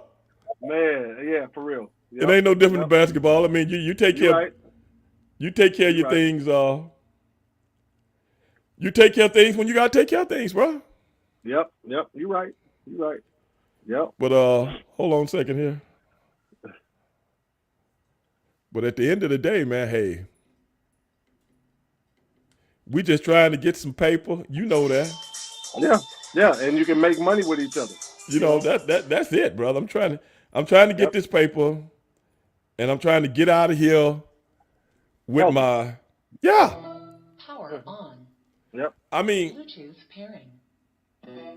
Bluetooth connected. but hey, man, we're gonna Like I said, ladies and gentlemen, we're going to get ready to get out of here. Tracy came on much longer than I thought he would stay on tonight, but hey, I'm glad you my did. Man. Because You're my man. You know I'm going to be on. I appreciate it, man. But boy, we got to talk. See, I can't talk with all my guests. I have a lot of guests outside of wrestling, but they don't know wrestling like you know. You know what I'm saying? But we've been knowing each other for years. Exactly. You know what I'm saying? Exactly. So it's different. You know right. what I mean? Right. Yeah, you man. got your boys, and then you got your boys. You know what I mean? Right. So, right. Yeah. Yep. But you guys can hear the music in the background. Yes, sir. I don't know where that song came from. I didn't produce it like everybody think it is, but it's the Harlem Heat theme. The Harlem Heat theme.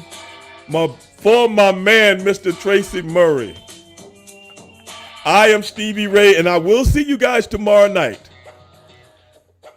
Tokyo Heat is back. I've let Sonny Ono come back on the show, even though he was out in LA taking pictures like a mark, pointing at the guy when he take a picture. We can't have that, bro. What's up. Tell him I will, brother. He probably watching. For me. Yeah, give him all right, dog. For me. For my man Tracy, this is your boy Ray Dog. We are out, and I see you tomorrow night. Peace, Tracy. Peace.